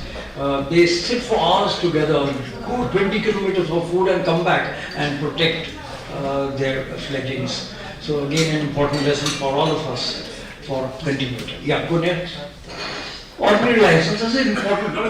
Here we have been told since the very beginning of our lives, Adani बनना है, अंबानी बनना है, Google का chief बनना है, सबको billionaire बनना है. What is wrong by being ordinary? Because 99% of us are ordinary, and the birds live a very ordinary life. So the important lesson, being ordinary is very powerful, because with your intelligence, ordinary becomes extraordinary. So remain an ordinary janta, admi, and do work hard, and in case you really do something different, you might become a Ambani, Adani and all that. But being ordinary, please be very proud of being an ordinary human being. With intelligence, you can really become extraordinary. Go next. Yeah. Yes. Yes. Okay. So I started with photography, ended with the philosophy. So what happens is through here on, you learn patience, striking time from kingfisher, hold balance like a kestrel, stand with simplicity as a peacock, align as a crane, to harmonize and move like a flamingo, to own your skies like the eagle, to care quietly like a stork, and to adjust, adapt, live ordinarily like the Avian family. Next, and this is the last, freedom, order and care. Live. You can't, you have to live. You have to imagine yourself to be a wonderful, free human being. Live freedom. It is available. It is there. Perhaps our purpose of life is not to conquer the sky. Perhaps it is to remember how to move through it. Thank you, ladies and gentlemen. Thank you so much.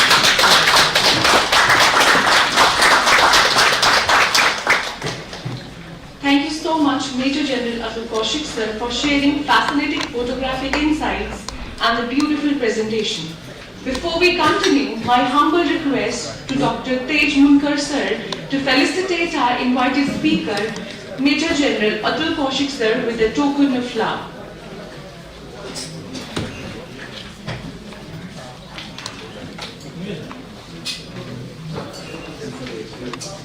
Sir,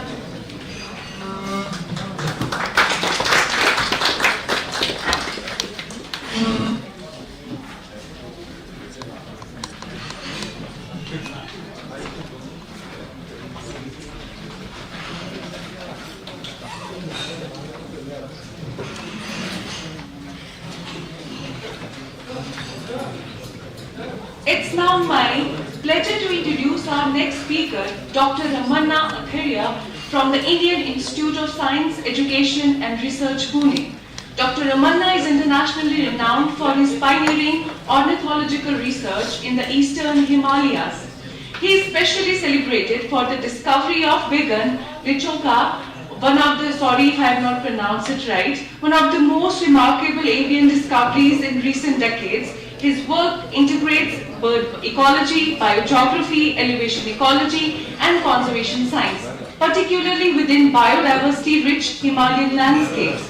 His contribution has significantly enhanced scientific understanding of avian community assembly and mountain ecosystem dynamics. He will now speak on seasonal and elevational signature of bird community assembly in the eastern Himalayas. May I request Dr. Ramanna Atharya to kindly deliver his invited lecture.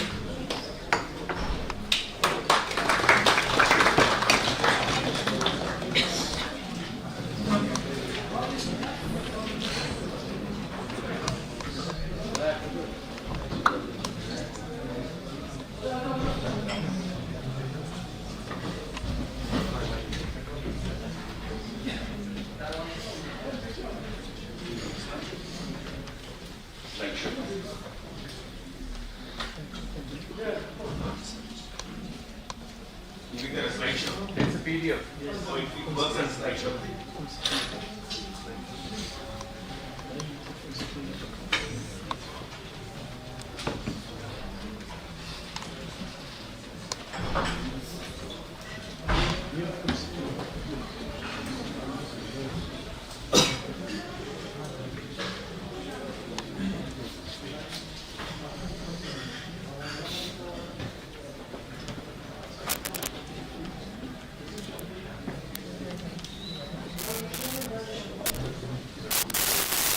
I kindly request Dr. Taki Bashir to take the seat of the rapid,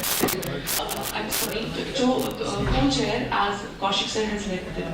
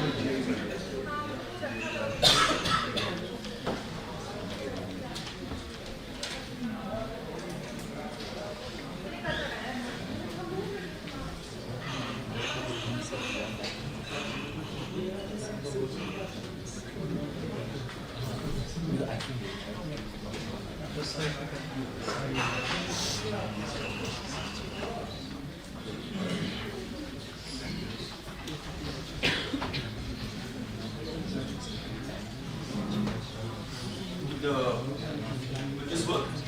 Yeah, it will work. Just point here. You need to point here. No, not.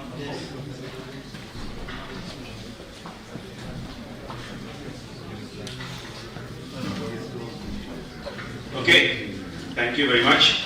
Professor Khurshid and the organizers, thank you for having me here. My first visit to Srinagar, and it's been a very pleasant experience. Much of the work, this work was actually done by Mansi Mungi, who's sitting there. So if you like the work I'm presenting, please come and talk to me. Otherwise, you should contact Mansi for anything else that you want to discuss with me. Right, so I'll be looking at how bird communities are put together. As you know, I'll just go through some of the concepts initially during the talk, and the result is fairly simple.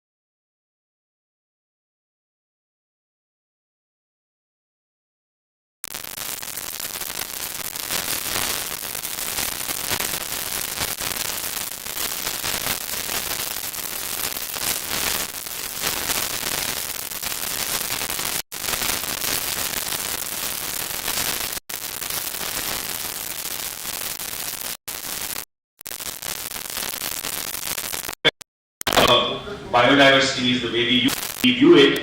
Typically, when we talk of biodiversity, we look at taxonomic or species diversity. We count the number of species. For example, if a place has a shikra and a mallard, and another place has a shikra and a sparrowhawk, both of them have the same diversity. There's two species. But on the other hand, if I'm looking at phylogenetic or genetic diversity, the shikra and the mallard will have much more genetic diversity because they are very different from each other than a shikra and a sparrowhawk. Similarly, we can also talk of functional diversity, which is that a shikra and a sparrowhawk, in terms of the functionality of the ecosystem they deal with, would inhabit open and sparse forest, lightly wooded areas, whereas a shikra and a crested goshawk would not only inhabit the open and sparse area, but also the dense forest. So you can define diversity along multiple different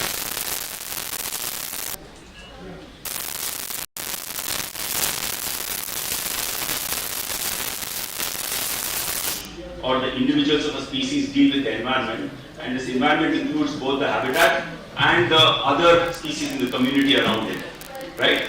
So in essence, you can think of species as a label for the different functional traits, its functional aspects of its being. So we can think of three different functional traits. There will be morphological traits like wing size, body size, beak size, and so on. Then there are behavioral traits, which is its ability to stay up in the canopy or down on the ground, find food wherever it does.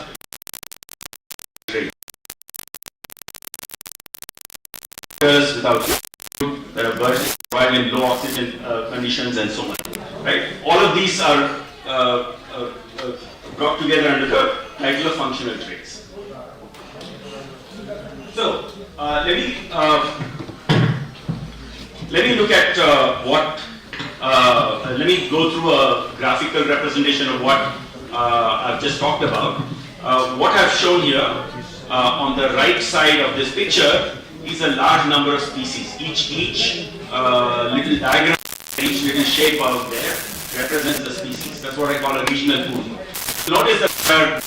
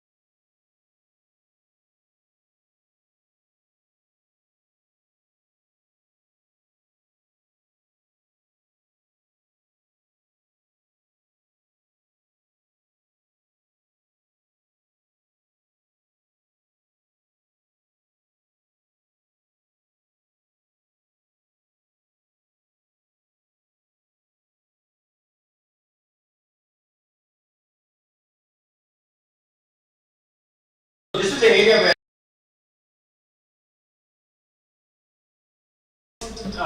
images 100 meters in elevation. The upper part of this elevation, this picture is 7,000 meters, and the distance between the two is only about 100 kilometers. So it's very steep. It's a spectacular range of habitats.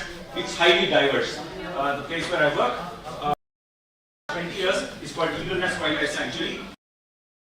The nice thing about it is it's got intact forest all the way from 100 meters to 3,250 meters, and it also has a jeepable track which makes it easier for both scientists and tourists to access it more or less throughout the year.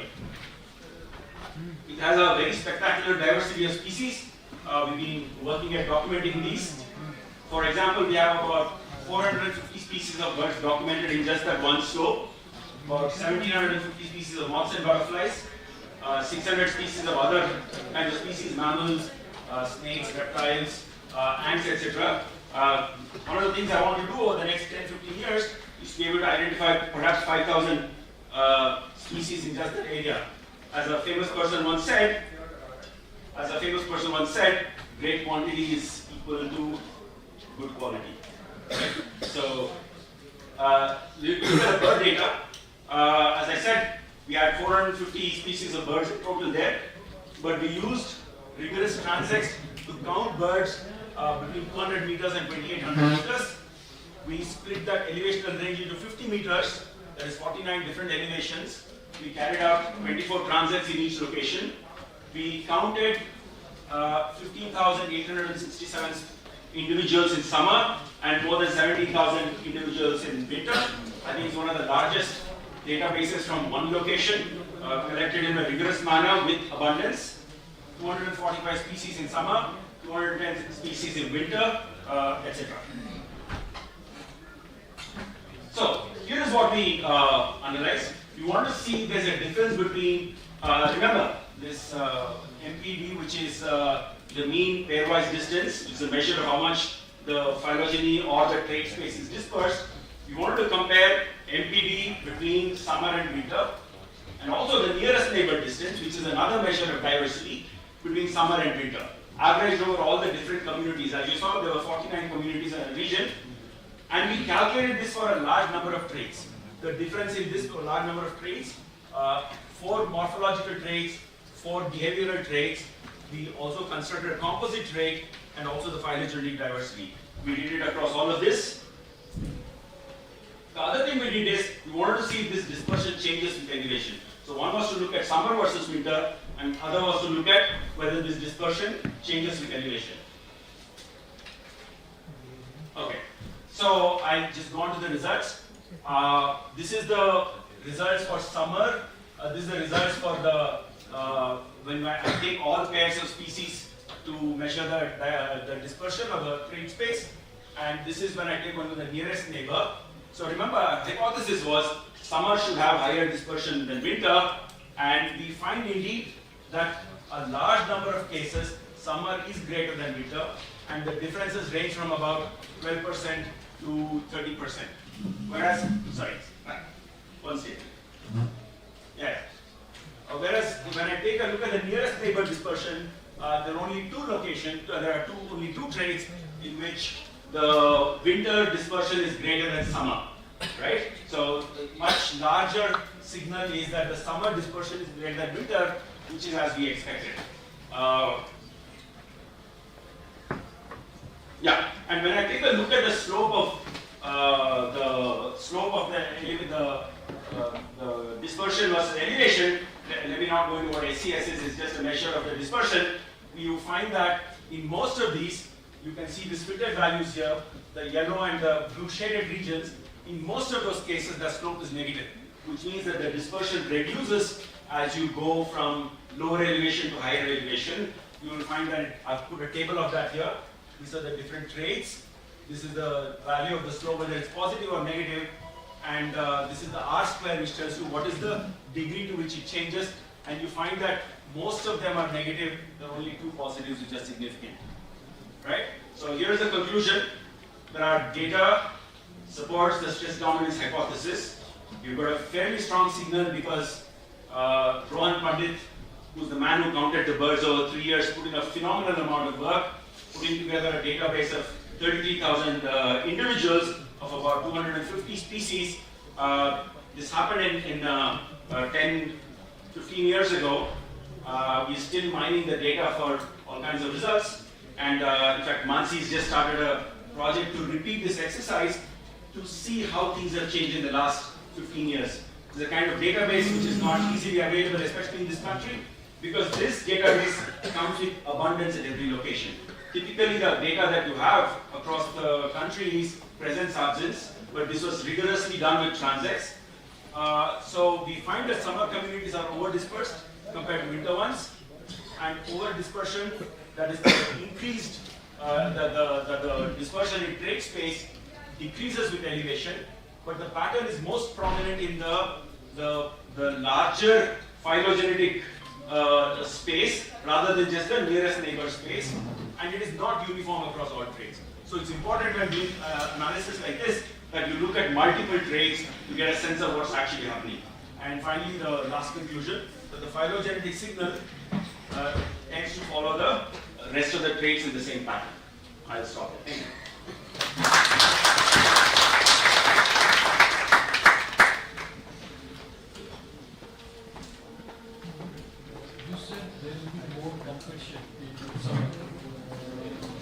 Because they are feeding chicks, the resources are heavily utilized.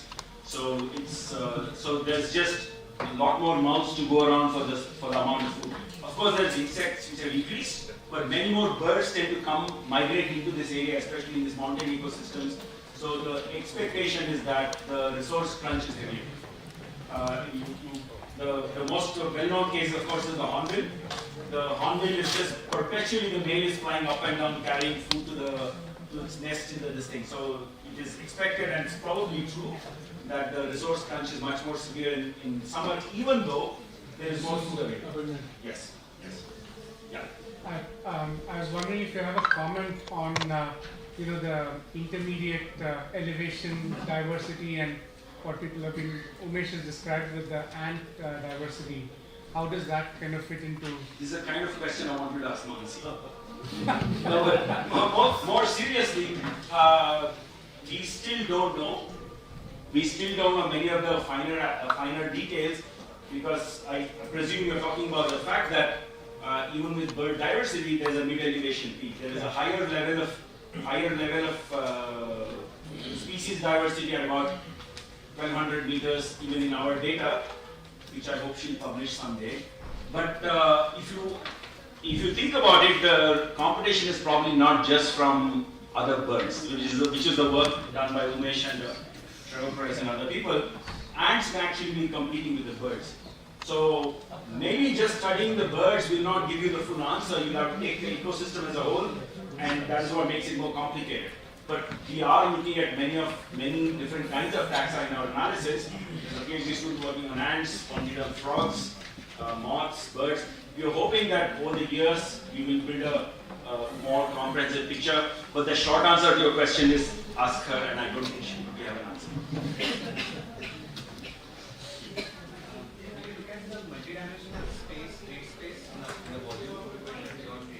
Yeah. So we can you just show me the table 1 minute, please, or have you removed it? Okay, so we have 8 trait spaces, but we also looked at the multidimensional one.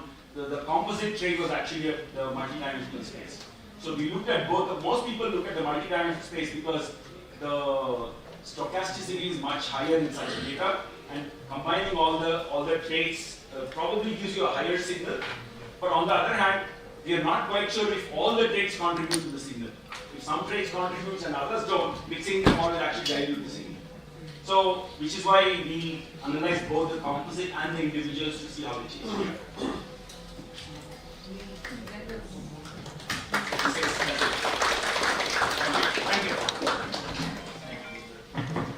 Thank you so much, Dr. Kriryasa, for sharing such fascinating ecological insights and field experiences from the eastern Himalayas. Now my humble request to Dr. Tej Munkar sir to felicitate our invited speaker, Dr. Ramanath Kriryasa, with a token of love.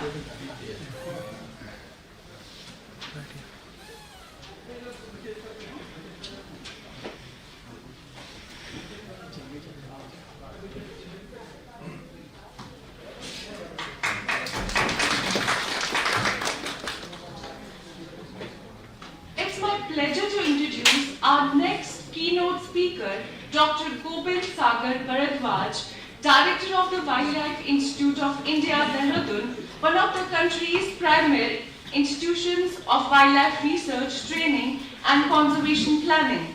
He is an accomplished wildlife scientist and administrator with extensive expertise in biodiversity conservation, wildlife management, ecological monitoring and conservation policy.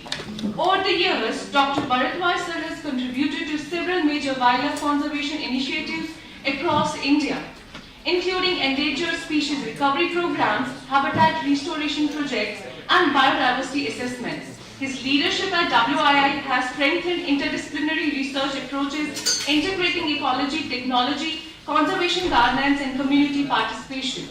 Dr. Bharadwaj sir has actively promoted evidence-based conservation strategies and has supported scientific intervention for the protection of critical species, especially in fragile ecosystem and protected landscape. He will deliver his today's keynote talk on the conserving the great Indian bustard challenges, strategies and the way forward. May I warmly invite Dr. Gobind Sagar Bharadwaj sir ji to deliver the invited lecture. Thank you.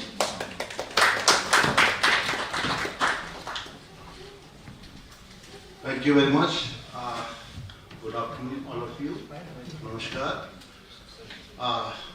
Esteemed audience, after hearing fantastic talk from Dr. Ramanatria, that's very technical, scientific, and some words, very words for me like phylogenetic dispersion or diversity. My talk is very simple. It's about field implementation, how actually in field we are working for a species, how we are going to halt, how we are planning to, how we are doing our best efforts to stop extinction of one species. And that is great universal. Let me confess initially that I am not a teacher, not a scientist, I am a forest officer. I have served 30 years in field itself. Now I am heading Wildlife Institute of India as director. Basically, I was a man for tiger. I was working for tiger on Tamil Tiger and Sister Tiger. Later, because of my posting in the great industrial landscape, I developed passion for birding too and as well for this species. Great Indian bustard, we know it's a family OTD, having approximately 24 species across the globe, and we do have in our country 4 bustard species, including great Indian bustard, lesser florican, Puvara bustard. Puvara bustard is visitor, winter visitor, and also Bangalore. Okay, I'll start with this. Okay, these are some of the shots, some of the photographs from Desert National Park. And everyone knows about Desert National Park. It's landscape of only grassland and desert ecosystem and come detail. This is great in the bustard. This is ground nesting bird, very large bird, approximately 12 kilogram weight. And this is one of the photographs that we took in one of the closer that we made, and you can also see the chicks. So I was in Wildlife Institute of India in the year 2012. I was having more 3 years. But however, government of Rajasthan repatriated me back. कि वापस आओ बहुत होगी research है जहाँ पर आके काम करते हैं. Let's implement the project bustard. It was in the year 2011 when there was a crisis of decline of species. There was one paper by Dr. Rahmani, a very esteemed friend, and Jhala about country's decline of the species. The population was going down. So I was having a big interest in that as I did some surveys for lesser florican, Bengal florican, and we were part of bustard recovery plan that was made in New Delhi with the help of WII, State Forest Department, BNS, and WWF. So while I was trying to get my extension for 3 more years in the WII government of Rajasthan, बहुत हो गया, वापस अब यहाँ implement करके दिखाओ. So I was brought back, and from that day only, I was serving as Chief Conservator of Forest Wildlife in Jodhpur from 2012 to 2017 वहाँ पर बैठ के काम करने की कोशिश किया. Now I'll just share you some experiences about this landscape. See, Desert National Park is not actually a national park, it's not notified national park, it is set as national park.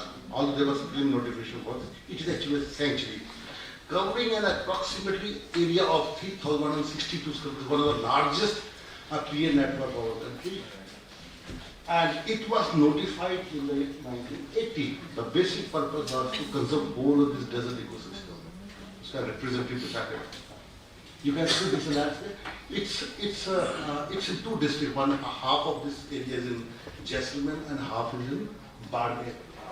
And this is the only landscape in our country, only sanctuary which is not a forest land. It's totally a river land. All the area, 3,162 kilometers, except 56 kilometers, that belongs to forest department. Otherwise, all the area is all infested with villages, not infested, but they are being dominated by villages, river land, and of course, there is some road network. It's very old site. Now there big road is going from that landscape. And our management, when I joined that, management was only these small, hardly 150 square kilometers, we name it closer. We used to make closures for the protection of biodiversity. But although these were enclosures, but they were totally porous. Everybody was allowed to go inside and do grazing and do all the things. The rest of the area was controlled by villages and the revenue department. They do all their activities, including grazing and all construction and other activities for the basic needs. I mapped all these. These are all agriculture fields, the red color. It's all covered with agriculture. And this is also landscape for creating buster. For the conservation of this landscape, the project buster was made. But this landscape was having very, very high pressure. Still it is having very high anthropogenic pressure. It's really difficult to manage. And that anthropogenic pressure is because of 73 villages, with an approximate population 1 lakh human population and more than 3.5 lakh cattle population. And these were the threats that we were viewing for GIB, loss of habitat, of course, habitat in the Chilia Marega, breeding failure due to disturbances and predators, poaching. I was never accepting poaching as a threat. Nobody was accepting. And even I was at the final stage of completing my management plan of Desert National Park, and I have written that plan that there is no poaching of GIB. However, it's very interesting. One day I got a message from a daughter of a family that my in-laws are doing poaching of this fish. Can you believe that? There was a fight between daughter-in-law and father-in-law because of some dispute. And she sent these photographs to me, sir, there is poaching.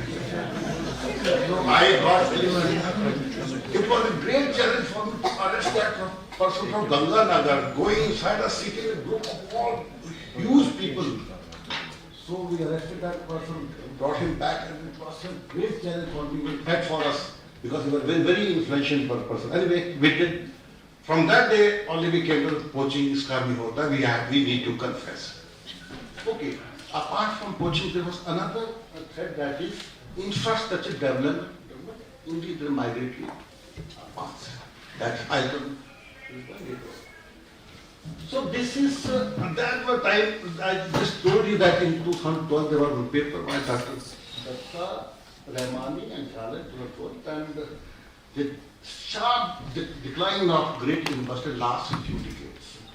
So based on this only, we prepared our buster recovery plan, based on this buster conference, and outcome of that buster recovery plan, I went to the compulsory bulaya gaya, वापस आओ.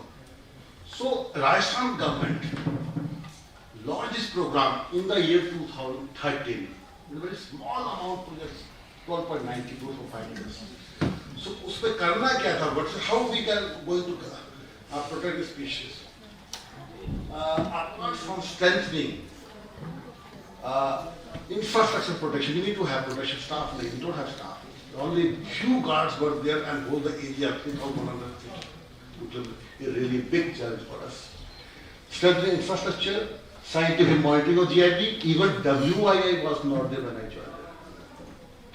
There was mass sensation, awareness inside the local people, and main work was to make enclosures. And you know what are enclosures? There were deep disputes between people, even with many times with Dr. Rahmani Sahab.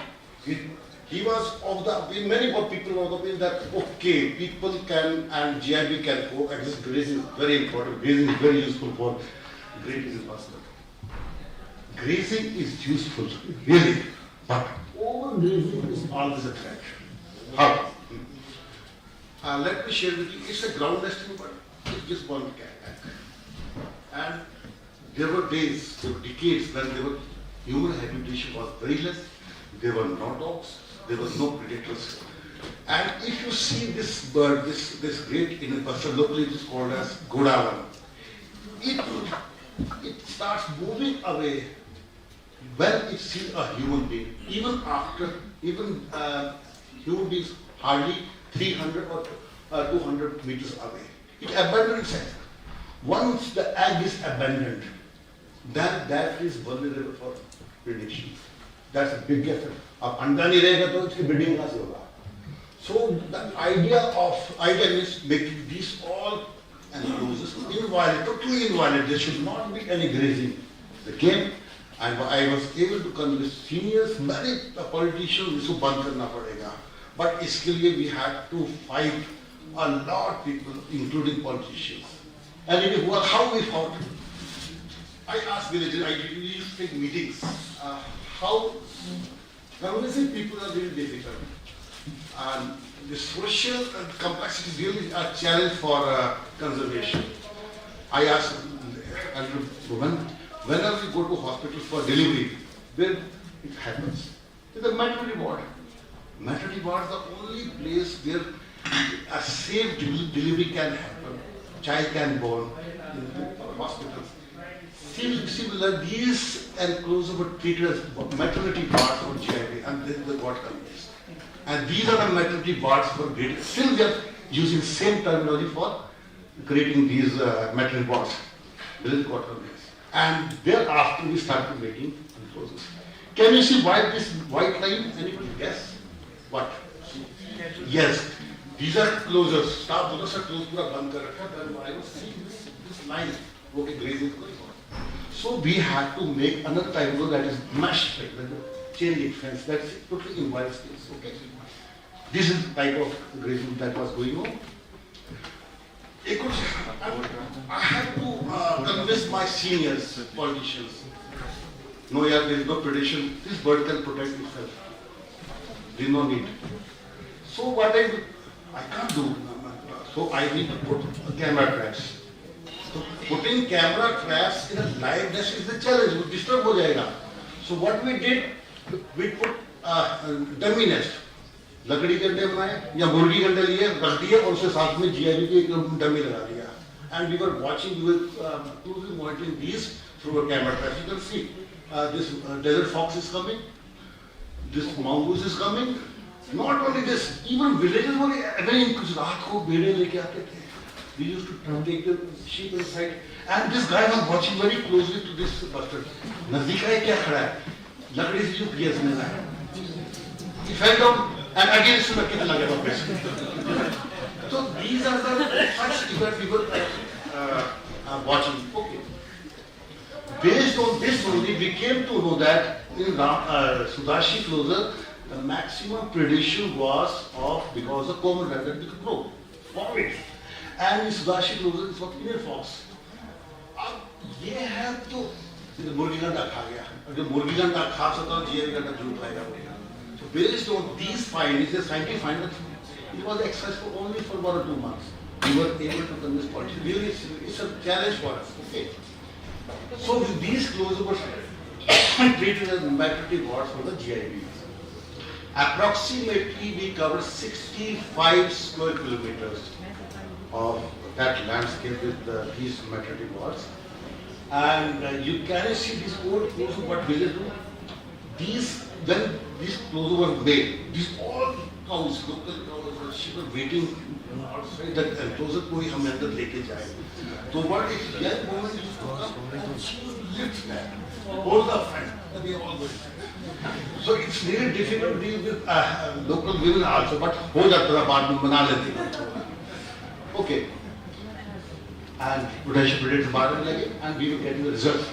And these were the closures because we made some new closure that was having very good amphibians and some other vegetation, and there was maximum congregation of such birds in such enclosures. And based on that, our findings, after implementing, we wrote a paper how these closures were helping our great river bustard. Okay. So and chicks लगे बहुत इसकी breeding start हुआ, and we were very happy. However, and there is another challenge.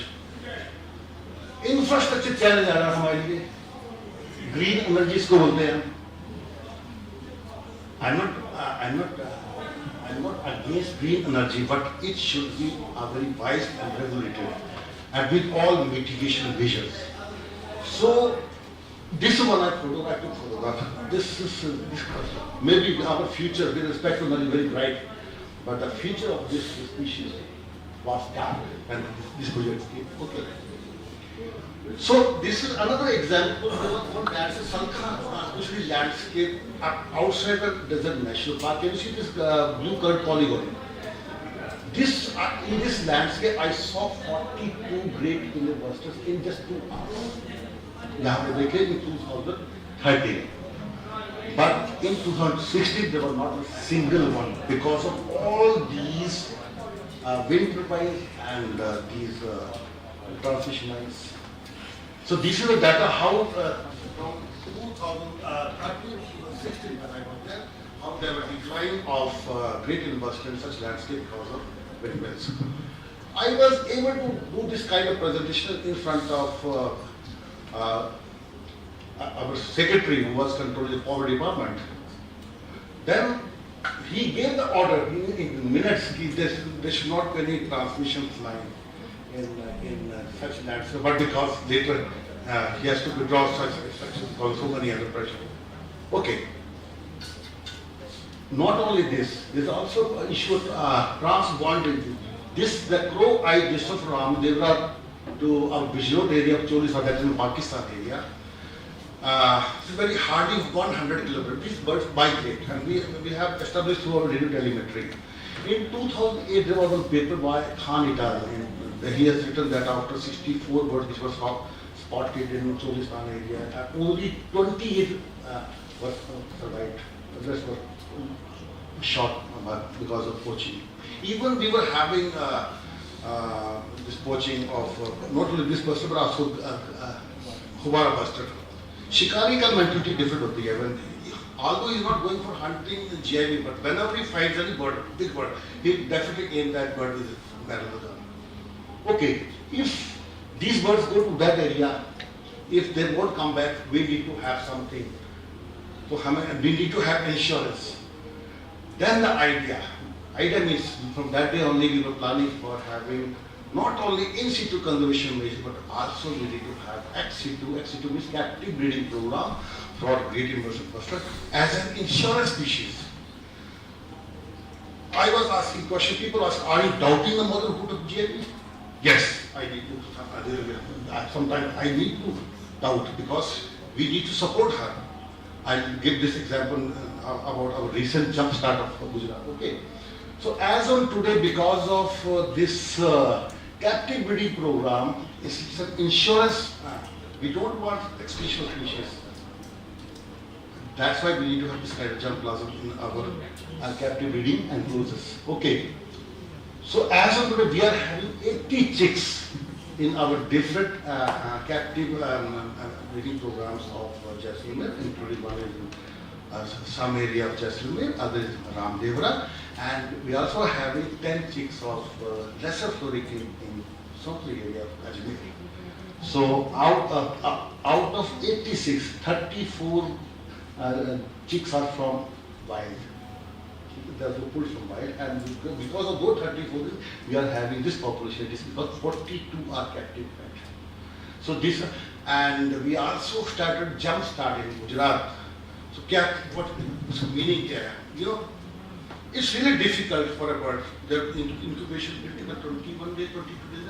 22 is a very long period in a human dominant landscape. Everywhere is human. Dogs are everywhere. Corvids are everywhere. Raptors are everywhere. चिड़िया को कहीं जाना है, disturb पक्का हो गई, कोई इधर ह्यूमन आएगा, उठ के जाएगी, जैसे छोड़ के जाएगी, कोई इधर चिड़िया मार देगी इसको. तो क्या करें? उसका इंक्यूबेशन पीरियड छोटा कर सकते हैं. उसका अंडा उठा लो. When she started laying its egg, incubating, 2 दिन हुआ अपना जो already we are having a captive program, जिसका आपका 18 days हो चुके हैं उसके पूरे gestation के, उसको उठाओ और जाकर replace कर दो. 3 दिन बाद उसको she can hatching मिलेगी बढ़िया. और वो कोई confuse नहीं होती है, अरे मेरी जल्दी कैसे hatching होगी? There is no problem. It has been observed in our Nalia area recently. However, the predation of that because of the homework was not properly done. Because that was not a maternity ward. I mean, ठीक है. Monitor तो करना पड़ेगा. This is the best. This is the recent. जो हमारा जो land management policy, this is protecting us. I'm getting so many proposals of mining and all that kind of stuff, but they are refusing because of this only. We have already proposed this as under third biosphere reserve and UNESCO program. They think after one we don't know, it is the list. Another question now my second part. GIB हो गया. Why did we GIB? क्या है यार हमारे पास 1300 species doctor Anna We do have so many species. People ask me, यार एक चिड़िया खत्म हो जाए क्या फर्क पड़ेगा? हमारी एनर्जी खत्म हो जाए. People ask me, why are you so sensitive about this species? एक चिड़िया जाएगी आपके पास 1200 निदान बच जाएंगी. It's really difficult to answer so many times, but it has to be. Let's have a look at the landscape. क्यों इस landscape को बचाने लगे हो? Why doing it? Hard is it? Let's have a quick journey in this landscape. जहाँ bird है. Which movie, which Hollywood movie reminds this picture? Just guess why just movie देखते हो यहाँ पर. I was in one movie, Ghost Protocol of Mission Impossible. Tom Cruise when he was clinging to Bush. ऐसा आंधी आया है ना, तो like this storm. It reminds that it's very, very, very आंधी चलती है. Climate is very harsh. All the sand dunes and even the conditions are very harsh. Myself, I was just watching the world. Temperature 52 degrees. Can you believe that? Even government has never declared temperature is plus 50 because they have to declare holiday. Really holiday करना पड़ता है. I was sitting in a height to monitor my birds, and this turban, I was just dipping the turban, my water covering my head, otherwise I would have done. So climate conditions very high, weather conditions very extreme, and it's all sand dunes. क्या करना है इसकी? What is the need of my hiring activity? But even when I joined my Indian Forest Service या राजस्थान जा रहे क्या वहाँ पर नौकरी करोगे? sand dunes है वहाँ पर, कुछ नहीं मिलेगा आपको तो वहाँ पर. But this landscape is also known as land of camels. You can see, हम भी मानते हैं camels. आप भी जानते हो कश्मीर में इस land of camels. हाँ राजस्थान में क्या मिलेगा? Biodiversity, land of turbans, multicultural you can find, or people, very simple people. You can see this kind of lifestyle, the minimum environmental footprint and the ambient air quality is not more than 20 or 25. There is a comparable arts of the country. Okay, lifestyle is very simple. You can see this people. Look at these houses with minimal transport. Kids are very happy. Basic lifestyle. Life is very simple. They are not having mobile. They don't have any electronic. They are happy with that. There is no light. Women have to fetch water from 5 to 6 kilometers. Can you believe that? And Taka, when after fetching water, they have to fill this Taka to store that water. And I have seen people in Chakarbarj area of this Thar desert, they're pulling water with the help of donkeys and transporting that water on camels to far away. Women were seen cleaning the utensils with only stand with very small amount of water. Pani hai nahi wahan par. Jab ye bhi idhar, I have seen people drinking tea on Calatops beach. मैंने पिया है, चाय बहुत अच्छी लगती है इसमें. However, occupation, primary occupation, livestock breeding. Livestock breeding, the only occupation, the rainfall, the precipitation is hardly 25 to 30, or maximum 40 climate changing. तो वहाँ खेती बाड़ी, you can't do cultivation, you can't do खेती बाड़ी. क्या खाएंगे, कुछ तो खाना ना लोगों को. Cattle rearing. That's why this landscape is very important. Okay? This is sheep, and of course this is very tasty. This is Madeira. This is Madeira, but quite different. And if we see the biological diversity, it's desert ecosystems are all grassland ecosystems. If you see kind of identify the bird, this is not bird. This plant. I am very interested in plants. This is Capanis deciduo. This is this keystone species of this landscape. Very important species. And you can also identify one bird species like a tawny eagle perching on top of this. And this is Chaetic rosopis. Scenery that state can you see very complete line, the canopy. Can you see why it is very straight like this? Can you guess? Yeah, this is camel brown line. जहाँ तक कि ऊँट की लंबे ऊँट की गर्दन पहुँच सकती है उसके ऊपर ये है that is इतना height पे पहुँच सकता है. Okay. And this theory is very important. Its leaves are for fodder. Its branches are used for fuel wood, and its fruits are for food. Kashmir, उसको खाते हैं देखो 5 फुटा के ऊपर सब्जी because of this. Calico, this is fogड़े, this is very important plant. Fuel wood का काम करता है ये. And this Capanis deciduo again. This is Capanis deciduo. Its fruit I have seen greatly mustard feeding on the ants that were sticking on this plant. The Salvador oleodis, another plant, very important. I am talking about biology diversity. पहले इसमें दिखाऊंगा plants, उसके बाद थोड़ा animals दिखाएंगे हम. This is Dhui, another plant. Arbostomentosa. Lana means namak, lavana. This namak. Earlier, still there are so many dhanis and villages, Thar landscape, they don't find namak salt.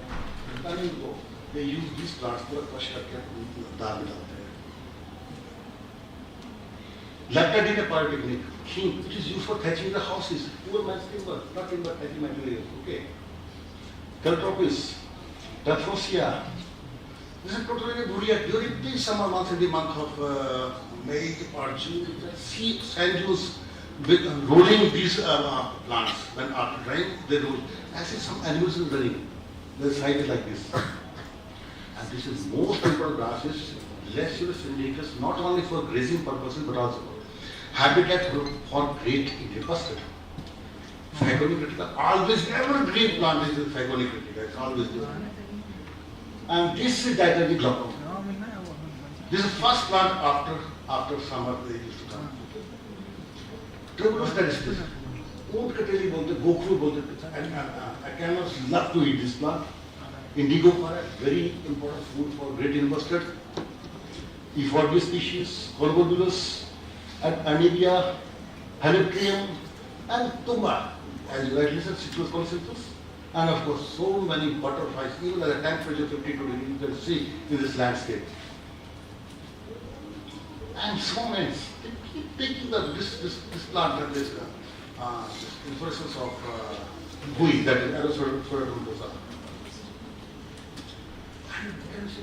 If you don't find animals, you can see the painting of animals. This is because dung beetle. You go in the early in the morning, you find this kind of scenario in the sand dunes. And this is the this is the dung beetles. This is very important. Dung beetles, they keep rolling dung. This is very interesting. This is Jurana. This is spiny tail lizard, and they're not. Dung beetle are not feeding on this animal. They're not scavenging. What they're doing? They are going inside a cloacal aperture, taking the semi-digested food from its alimentary gland, going out. It's totally different scenario that I've discussed. It's total new life history I have observed. Okay. Natural state. Nights are very active. This was scorpion. And the moment it saw me, I had to bring my camera, just dug it, set the hole and went inside. Of course, this is a chinkara, that is state animal of Assam. Again, the same landscape is full of biology diversity. Even on sand dunes, we can see these kind of animals. Ducks in such landscapes. We die. Blue. This area was never reported for global. Not, I think, it's a range extension or degradation or something. The animals are moving, species reshuffling. Why the tail of this deer, this honest white color? Anyone? Dr. Bali sab jante hain. This is a bird, this is a greatest person behind this. Okay. We don't have tiger. But we do have desert cat. And desert cat is also there. Again, its population declining. And this is again the desert cat and one cow, desert cat on dune. And of course, one kitten, small kitten playing with mom and just convincing her to put feeding and negotiation was going on. Usko khilao yaar. And it failed.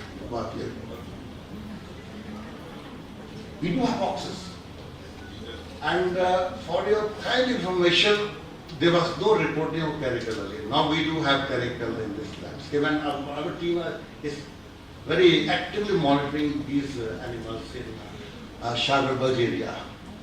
We do have desert fox, we do have Indian fox. What is the difference? It's just tip or tail. Tip or tail of the Indian fox is black and tip or tail of desert fox is both foxes. And how it stops at feeding. Jarvis, very important species, very crucial species. You can see how lager falcon is feeding on this. And of course, we do have so many vultures. You have seen Jorbid Conservation Reserve. Thousands of vultures used to come, and it's like a mark about that area. And again, another vulture. Serious vulture, mock vulture, red vultures, white back vulture. We met it for the first time in 1997. We were there doing survey for white-tailed vulture. Imperial, eagle, Yabasti eagle, tall eagles, and you can see all these kind of sheep you can see on this desert ecosystem. Of course, short-word snake eagle, long-legged buzzards, they're all raptors you can find, lager falcons, like falcons, horned-kestrels, harriers, so many harriers are here, diving, and you can identify this one. Everybody can identify. What is this? Bulbul, of course. So many common birds. There's Vetus. Okay, these are Vetus. And people, birders used to visit this landscape for introduced animals, like Felis animals, green colored coursers. They're very. This is a big flock of larks. And this is bimicroid lark. You can see the. You can identify this bird by necklace on its throat. There's a lark. Rufus Stolja Bushet, and this is a puff and roll behavior of this bird. You can witness in this landscape. Trumpeter finch, it's a winter migratory bird. It comes from Pakistan. Little Pulat is sheer desert warbler. It's a very, very important species of this landscape. Red backstripe, and of course we do have some lizards or some monster lizards. This is finite lizard, very, very, very important species. I consider it again species. Majority of the raptors, cats, foxes are dependent on this species. This lager falcon is feeding on this species. Of course, even fox. Now it's so brilliant. So look at the beautiful animal. During summer season, he used to take such a position that all females should watch him. Okay, this guy is so beautiful. Three-toed lizards and same.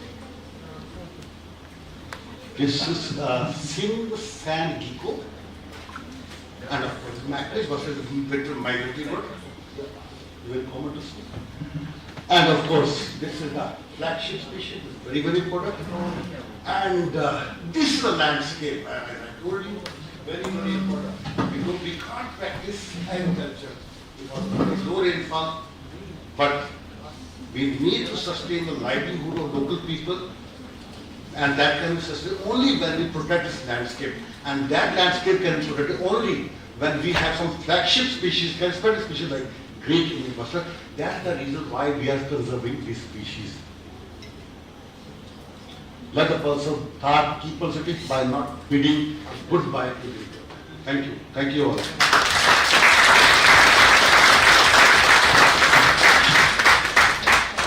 Yes, sir.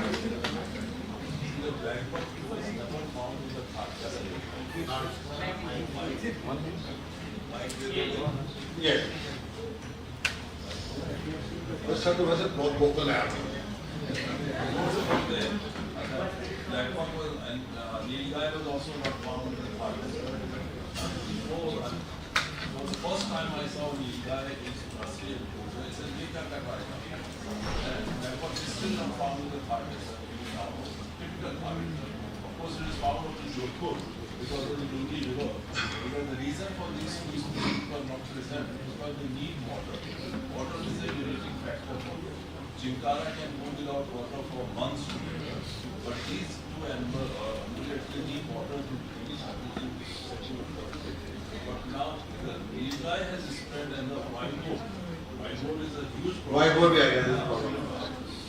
It has come to the Indira Gandhi. They are Punjabi white goats. They all get to Punjab and then they now spread out everywhere. Nilgai is also close.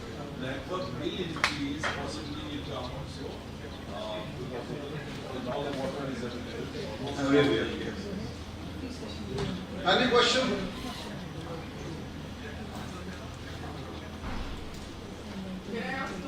Yes, Dr. Hara.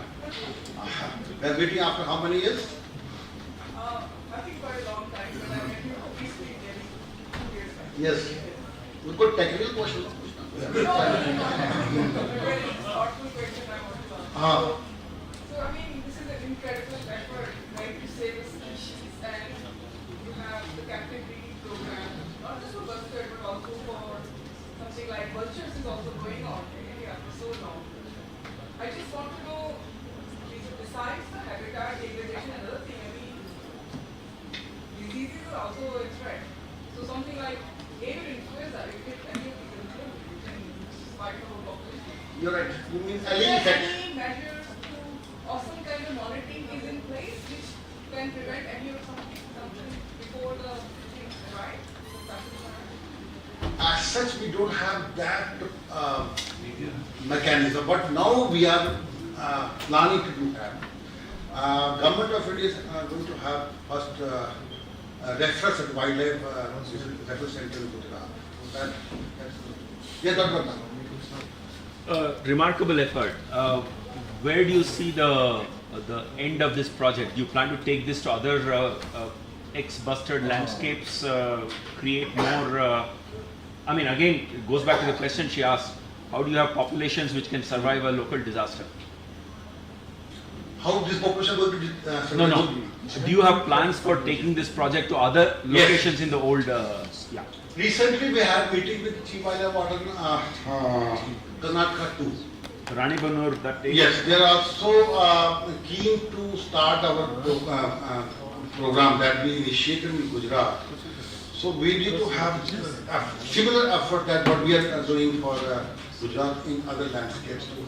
We can't take this risk of having one population at one point only. And you must have read somewhere allele effect. Allele effect means the population has gone to that minimum number, and any disaster, natural disaster, can lead to extinction of species. For example, majority of population lies in the field firing range area of Loharku area, that is in Ramdevra.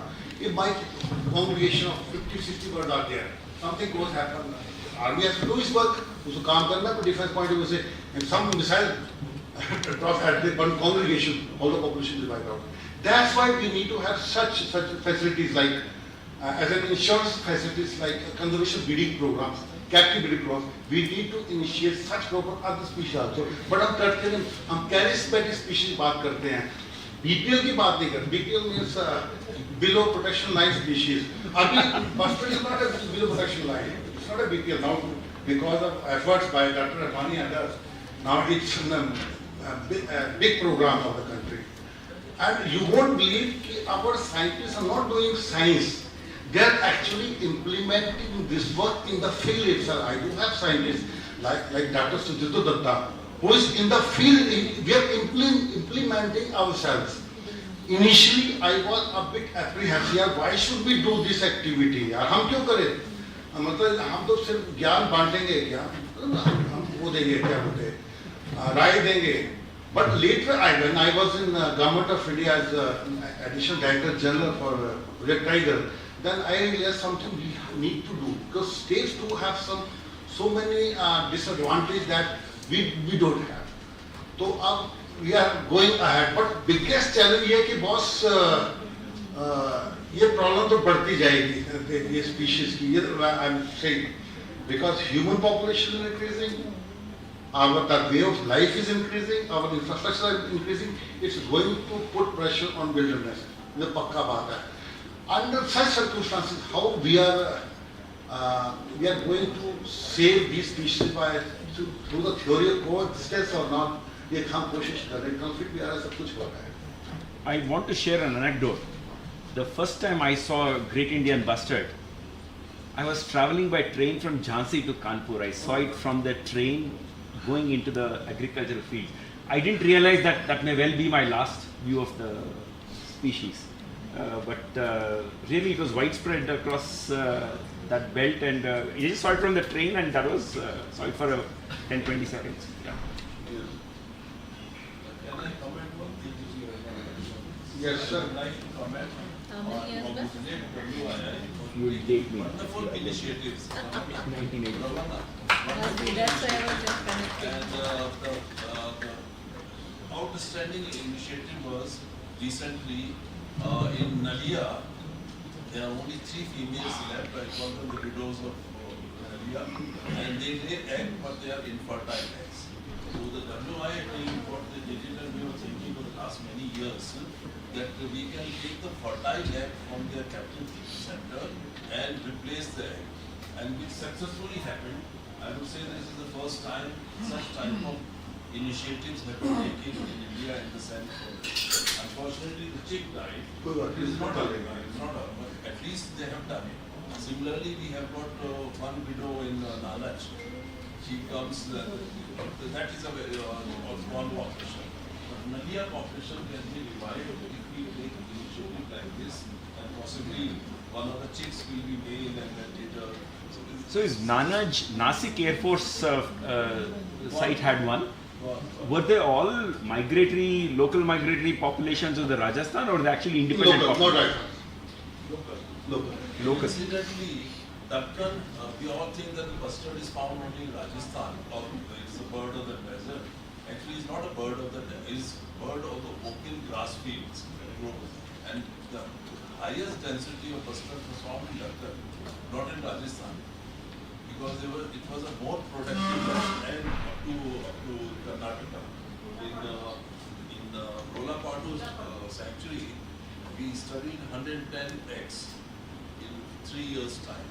There was a very productive landscape. So, again, the Rolapatu is also gone because of the infrastructure. That's not because of the effort. Many places the forest department has done wonderful work, I would say. Despite that, they have gone surrounding areas. It's a really big challenge for field level officials that get so much pressures, not only from local communities, as we are sometimes we are stopping their agriculture, sometimes we are stopping their grazing, but even from highest level because of this. Under these circumstances, our people, forest officials, as well as scientists who are working in the field, I'm not boasting, these guys are doing great work. Field में काम करने से, I'm not quoting one thing, that in conservation there's different kind of people. एक होता है ज्ञानचंद, हम बैठे हम ज्ञान देते हैं ना, ज्ञानचंद होते हैं, Gyanchand, always give knowledge. This is the ज्ञान. Some people give rai chand, many people. Rai chand, they keep on giving rai, aisa karo, vaisa karo. Some hukum chand, inputs from hukum chand. But we don't find, another group, sometimes media, negative media, shikayat chand hota hai, theek hai na? Rai chand, shikayat chand, gyan chand, hukum chand, but we don't find karam chand. We need to have karam chand in wildlife scenario. Tabhi jaake hum baat kare. Thank you. I suggest we want to ask more question.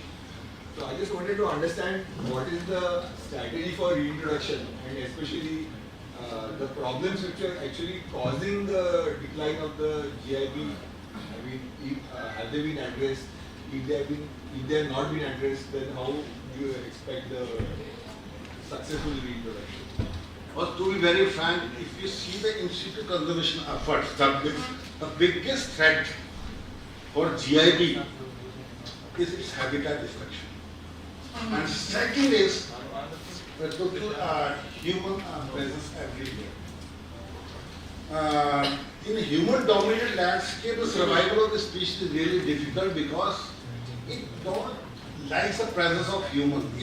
It can coexist with cattle, but once a grazier comes, it will abandon its nest. And in India, in a country like India, when we do have all animals, you can't take dogs from one place to other, even from grasslands. इनका वो बढ़ेगा problem तो आएगी इसके लिए. She should continue to remain in the nest. She should not be disturbed by humans. That's why we are losing this species. अब strategy की बात करते हैं, but we are doing. We need to create environment space in different areas. And that Dr. Amani has rightly pointed out, these initial jump starts, but however, the homework in that was not proper. That closure was not inviolate. It was not an inviolate space. The chick was born in just 2 days when we took the egg from Sudashri to Nalia area and replaced, swapped that egg that she was incubating. So just in 2 days, because our egg was approximately 15 days, 15-18 days gestation period. We replaced with that egg that was hardly 1 or 2 days of incubation. So itna kam period mein ho to gaya successful hatching. However, that chick was created. Now we are again going to do this experiment. We are just watching the bird again because of monitoring through PTT satellite transmitters.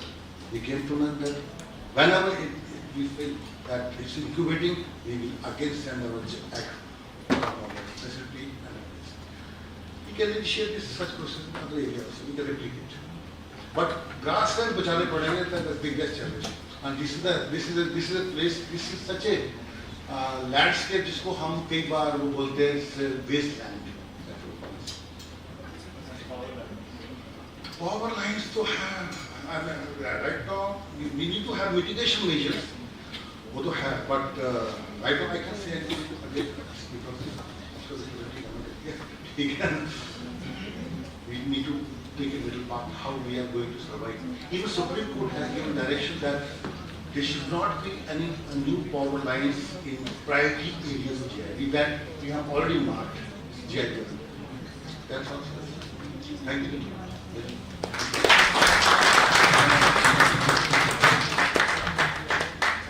Thank you so much, Dr. Bharadwaj sir, for sharing decades of field and wonderful experiences with us.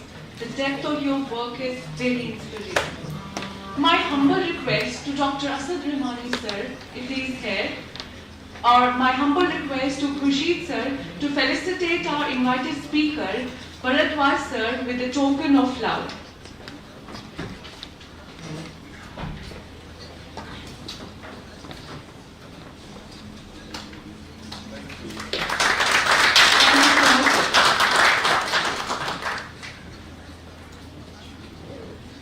I also like to warmly welcome the Professor L.S. Shashidhara, Director, National Center for Biological Science, Bengaluru, and Dr. Khurshid Alam Khan, sir, Director in charge of Jammu Kashmir Affairs, Ministry of Environment, Forest and Climate Change for this session. Now I request, my humble request to the chair, co-chair and the rapporteur of this session to take over the charge and go for the further proceedings. Please, sir.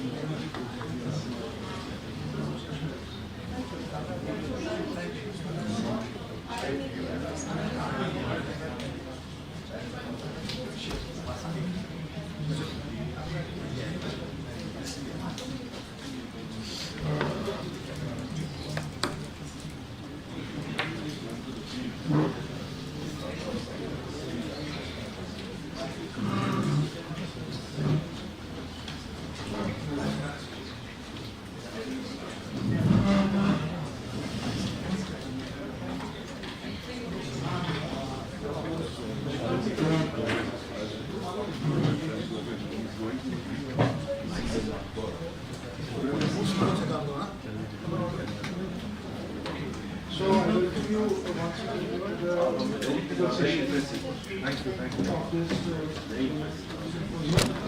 The session is systems, migration, habitat health. So we are supposed to have 7 presentations in this session. So without wasting time, since we are already lacking time, so I will call the first speaker, Divya Kumari. She will be speaking on nesting ecology and threats to water birds in the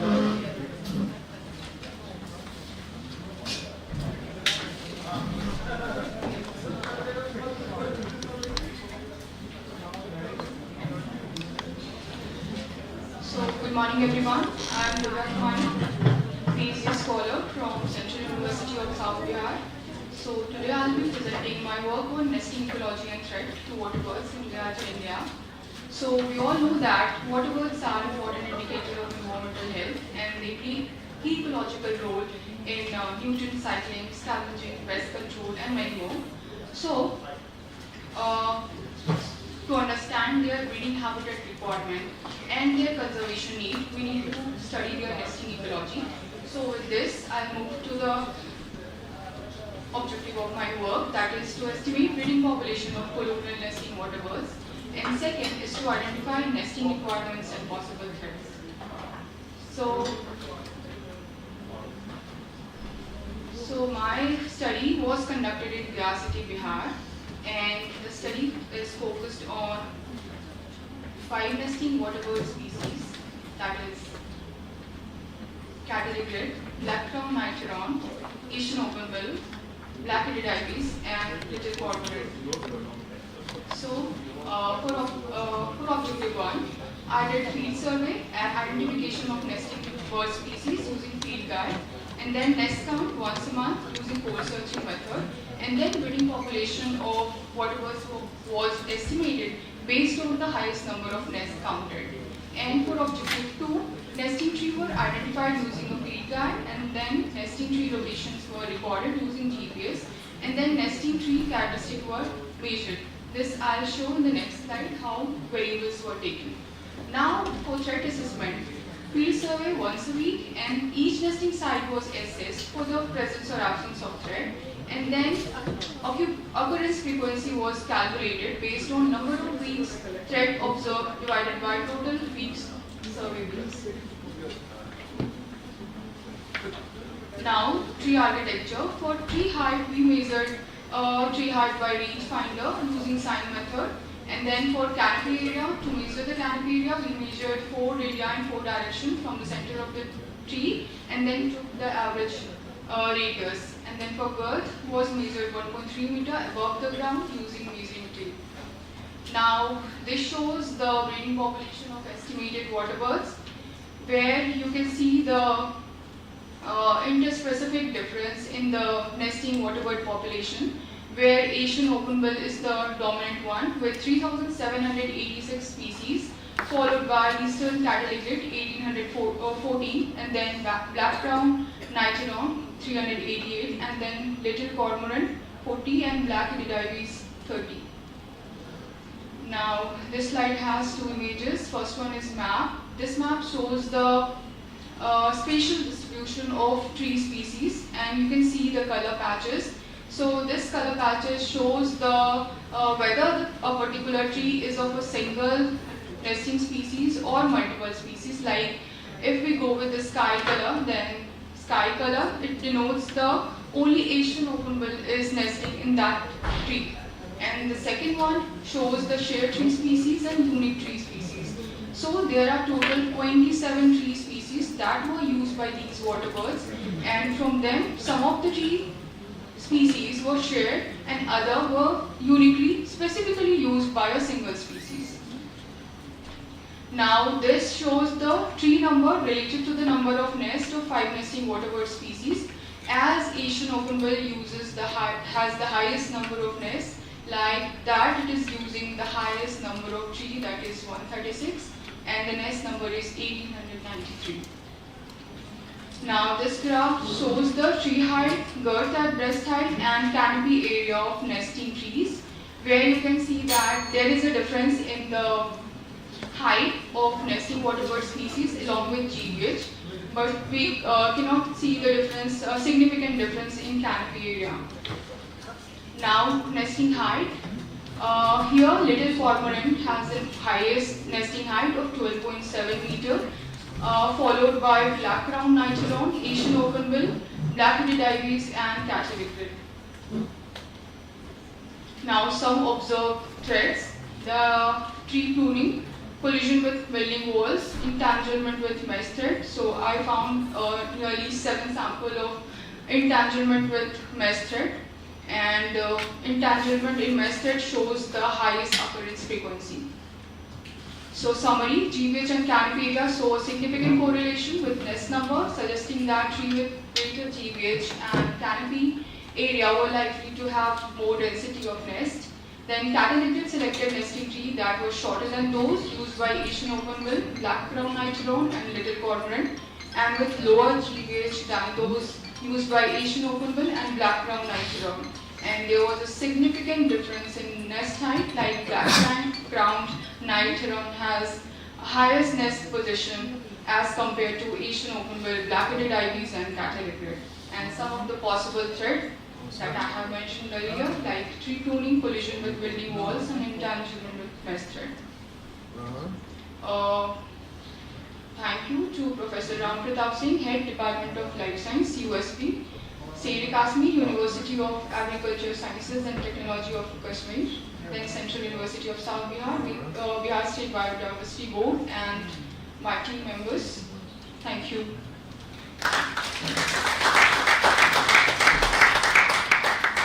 Thank you. So we have time for one quick question. Yes, sir. I just wanted to ask how you measured the nest heights. I mean, was it easy or did it cause any disturbance to the nesting birds? So I used an instrument, rangefinder, and through that instrument, I taken the height. Like from the base first, it's a laser instrument, so with the help of that, without disturbing birds. Okay. Thank you, sir. Thank you, Divya. So our next speaker is Dipanjan. So Dipanjan will be talking about multidimensional diversity and functional structure of avian assemblages in high altitude wetlands of the Indian Himalayas. Good afternoon to one and all present over here. Myself, Devanjan, respected dignitaries, the organizers, my dear seniors and my friends. So today my topic is multidimensional diversity and functional structure of avian assemblages in high altitude wetlands of the Indian Himalaya. So basically, what is high altitude wetlands? What are high altitude wetlands? High altitude wetlands are those wetland ecosystems which are present above 3000 meters of the mean sea level, and as well as in some literature it has been said that they are usually situated above the tree line. So basically, the extent of high altitude wetlands in the Himalayan region, it has been seen that the highest number of high altitude wetlands are in China, then India, Pakistan, Nepal, and Bhutan. So basically, So when we want to understand the wetland health of those ecosystems, then we can take various indicator taxa, and apes or the birds are the best indicator taxa to understand such kind of ecosystem. So when I was going through the studies that have been done on the avian population in such kind of ecosystem, it was found that majority of the studies have been done in the distribution related studies, and some studies have been done in the migration related, some studies have been done in habitat related, but these studies are really scarce. So there are various study gaps in such kind of ecosystem where there has not been any approach to understand the multidimensional approach of the diversity, or to know the functional structure based on the feeding guilds or the breeding. They have been done, but not in large number. There have been various studies regarding the habitat usage, as well as the migration studies and the climate change related studies. So to fill in the study gap, what I did was I just took the certain high altitude wetlands and went through the multidimensional diversity and examining the functional structure based on the feeding gills and subgills in the selected high altitude wetlands of the Indian Himalayan region. So basically my two study sites were Somoridi Lake of the Western Himalaya and the Changu Lake of the Eastern Himalaya, which is situated in the Sikkim. So basically the methodology that I followed was the line transect method for my field study, and for the same to understand the functional structure of the to know the feeding guild, I also followed the same line transect method, and I did the analysis of the multidimensional diversity by the taxonomic diversity by using the hill numbers, discriminative index, the functional traits for the functional diversity, and the traits PD, mean pair distance, mean near taxon distance to understand the phylogenetic diversity. Whereas to understand the feeding guild and subguild, I use the trophic niche and the niche breadth and niche overlap analysis. So basically, first of all, before going to taxonomic diversity, I also went through the total diversity index. So what I found was the family structure in the both of the wetlands, the number of fringillity, musky cavity, anatidae, and phyloscopity were relatively high. Though in the regions such as the Somoridi, the anatidae family was high, and as compared to Changu Lake, the phyloscopity family were higher in that particular region. Whereas when I saw the wetland composition regarding the wetland dependent and wetland birds, it was seen that the wetland birds were higher in the Somoridi Lake, whereas the wetland dependent birds were much higher in the Changu Lake. In case of the migratory birds that were being seen, the Somoridi Lake had comparatively higher migratory birds as compared to Somgu Lake. So further taxonomic diversity showed that the species richness were higher in the Changu Lake, the Shannon Vineyard, and the evenness, the dominance index also showed that the Changu Lake had higher number of index. Later, the disseminating index showed that the wetlands were dissimilar. In case of the functional diversity, it was seen that the functional traits were almost similar between the two wetlands. By doing the multicollinearity test and having the VIF result, I found these four functional traits, and it was seen that only the hand wing length was a bit significant in case of Somoridi, which was higher. Further analyzing those traits in the PCA axis, it was found that the functional, it showed clear functional redundant between the two sides, and there were considerable number of sharing traits between 0.25 values and 0.65 values when we plotted those traits into the goal distance. Regarding the phylogenetic diversity, it was found that the phylogenetic diversity index was higher in this Changu Lake. It might be possible due to the higher species richness. When we understood the mean pairwise distance and mean near taxon distance, it was found that the MPT values and MNTT values are higher in Somoridi. So to get the overall analysis, what I did was to understand through the standard effective size, and it was found that though the mean pairwise distance was not significant, but the mean near taxon distance was significant in the two of the wetlands, where it showed that this Changu Lake was preferring environmental filtering as compared to Somoridi Lake, where over dispersion was seen. So it was regarding the first objective. Regarding the second objective, it was seen that majority of the two wetlands where trophic niche was calculated, it was seen that it was being covered by the invertebrates in the two regions. Whereas in case of the Somoridi, it was seen that many of the birds fed on the aquatic predators. So regarding the niche breadth, it was seen that there was higher values of niche breadth in the feeding gill, in the Somoridi, whereas a bit lesser values in the Changulek itself. Further analyzing the sub-gills, when I saw the substrate, it was seen that Changulek had much more substrate present in that region, where it was seen that it used more of the substrate in that region. And in case of feeding behavior, it was seen in the Somoridi, there was surface picking, ground search, then probing was the dominant behavior that was being shown, seen by the birds in that particular region. Whereas in case of Changulek, it was seen the surface picking along with the leaf clean, as there was higher amount of vegetation as well as trees present in such kind of region. So there was seen such kind of behavior in the Changulek itself. So basically, what I could say is that Changulek exhibited greater taxonomic diversity, but there was redundancy in the functional trait itself. So there, the deeper lineage structure that was being shown by the MPT values, so they were random, but the nearest taxon were not random. And research utilization, it was seen that the research partitioning was much more clear in the Somoridi as compared to the Changulek. The importance of high altitude wetland is immense because they support various kinds of birds in their breeding as well as for migratory for migration. So I think such kind of studies can help to make a baseline studies. We have to make this study to more replicates, and we have to include other environmental variables for the proper management of the wetland itself. Thank you.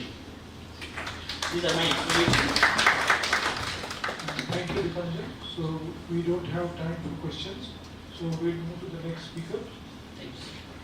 The next speaker is Jayant Kulkarni.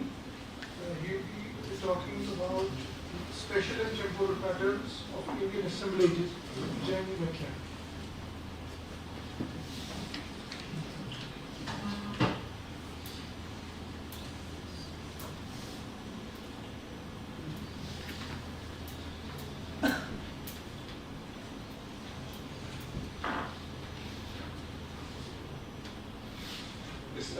Good afternoon, everybody. I'll be telling you about the study that we carried out on wetland birds in the Ujni wetland in Maharashtra. So this is a very well-known wetland in the region around Pune and Mumbai, but probably it's not that well-known outside Maharashtra. Basically it's a irrigation reservoir. And it's quite large in size, nearly 300 square kilometers in size. And it's got a number of interesting and charismatic species such as bar-headed geese, greater flamingo, bears, pochard, etc. And it's a prominent attraction for nature lovers, bird watchers in the region. Some of the charismatic species found in this region are the painted stork, the spoonbill, open-bill stork. They are found in very large numbers in particular seasons. The greater flamingo is the star attraction for bird watchers in this area. The lesser flamingo is also found, but not in such great numbers. This is a black-tailed godwit, which is again found in very large numbers in this wetland. And we can see a little tern which nests on some of the islands which are formed during the summer season in this wetland. Yes, and this is a very beautiful colony, a nesting colony at a place called Bhadalwadi, and right adjacent to the wetland. Yes, so some of the main features and issues, it's an irrigation reservoir about 60 kilometers long. One of the largest irrigation reservoirs in Maharashtra. It's got a major fishing industry, and along with the fishing industry there are all kinds of problems. This is a view of the dam itself. It's about half a kilometer. It's on the Bhima River, which is passing through the districts of Pune and Solapur. The fishing, we have over-exploitation of fish due to very fine mesh size used and exploitative fishing such as cage fishing, etc. There's an invasive fish over here. There's a good ecotourism industry. It's surrounded by agriculture, which also has associated problems such as illegal soil excavation, illegal lift irrigation, etc., pressure of human and livestock disturbance. So there are some views over here. Here soil, you can see soil extraction, and you can see trends of cattle, human beings causing disturbance to the water birds over here.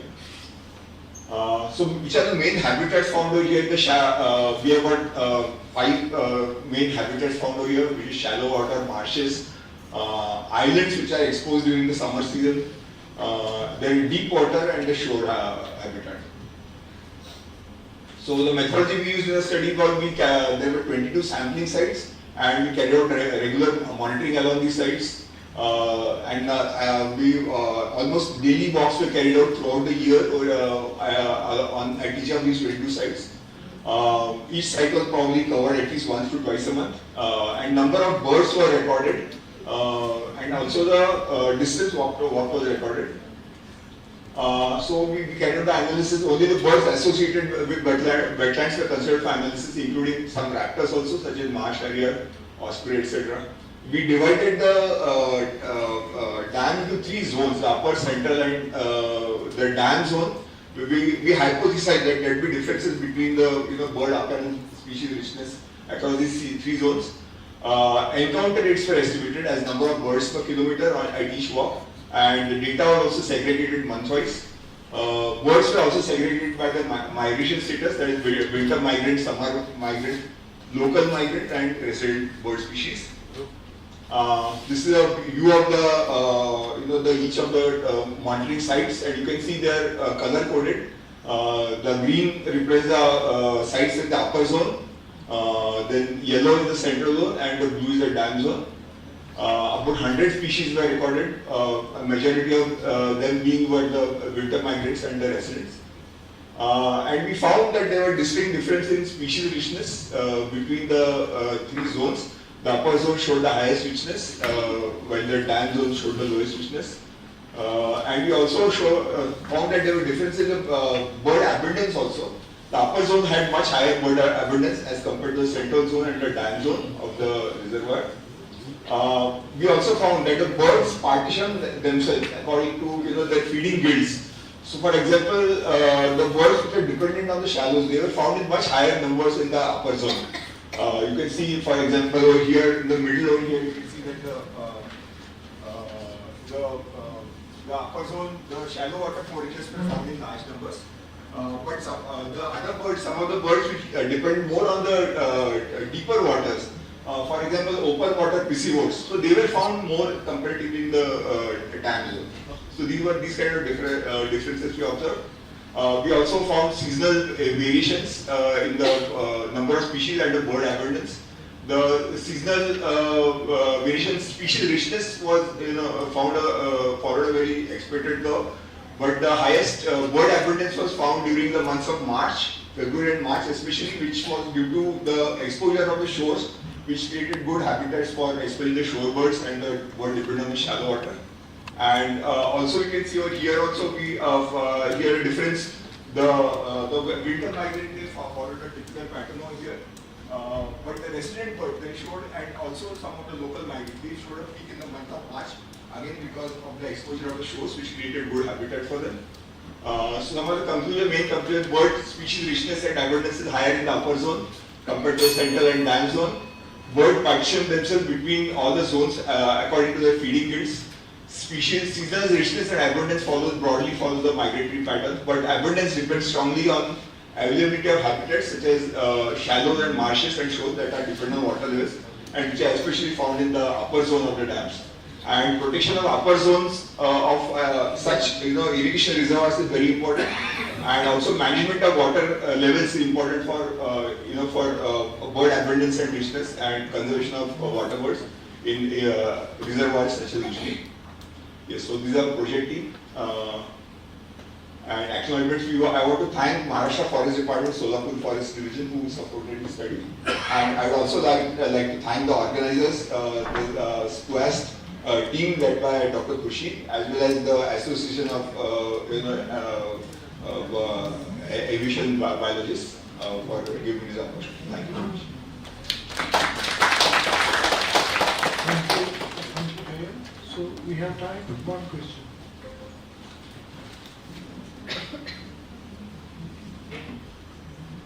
There are no questions. We move to the next speaker. Okay, thank you. The next speaker is Kanika Agarwal. The title of her presentation is Do Birds Follow the Buffet? Resource Availability and Mixed Species Flocks Across Elevation in the Himalayas. Good afternoon, everyone. Thanks for joining in. I'm Kanika Agarwal, PhD scholar at CSIC Bangalore, and today I'm going to talk about resource availability and mixed species flocks across elevation gradient. So let's start with the most basic question: why do organisms form growth? In fact, this was a question my PhD supervisor asked me for my interview, and my immediate response was because it's fun. And with time, I'm realizing that fun is really important, and therefore I think it is important. So, speaking ethologically, animal form groups across multiple taxa, habitats for various benefits, and when these groups are formed between members of same species, we call them single species groups, and when these groups are formed between members of different species, we call them mixed species groups. Birds also form these groups, and we generally call them mixed species bird flocks, which is the focus system of my PhD thesis and the topic of my talk today. So before starting, let's understand what is a mixed species bird flock. This is a general definition many researchers have used, and this is a definition my thesis is also based on. So it is an interactive community of largely insectivorous birds which move and forage together to gain enhanced access to resources and protection from predation. Two main hypotheses that explain why a bird even joins these flocks are to gain antipredatory benefits by different mechanisms or foraging benefits. To understand it more simply, let's understand in our resource deficit area, one species found food or resources, they call for their conspecific to come and join, and other species understand it as a queue of resources, and instead of investing their time to find food, they just follow that species, they gain foraging benefits, and the species which is being followed get antipredatory benefits in terms of all these effects mentioned here. Not just that, mixed species flock are good indicators. They are good indicators of habitat quality and biodiversity threats, as many studies have shown a positive relationship between habitat quality and flock attributes. And in some habitats, especially the tropics, flocking species constitute more than 50% of the avian fauna, which means that understanding the dynamics of this flocking system can help us to understand avian assemblages in general.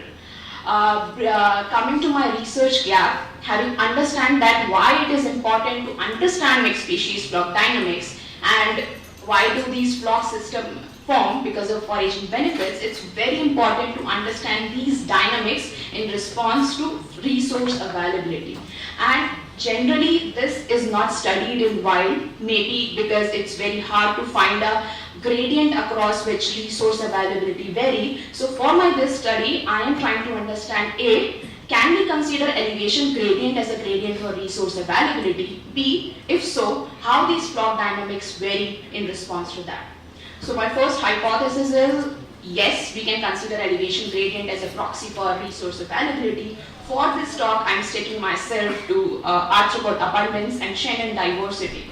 So I expect that as elevation increases, temperature decreases, and in response to that, as arthropods are ectotherm, the resource availability also decreases. My second hypothesis is resource availability influences flock composition. So as resource availability decreases with elevation, I expect a decrease in flock richness and flock size.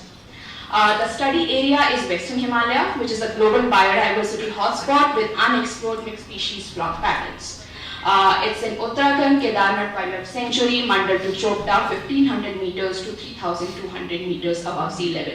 So this entire elevation is divided into 4 zones.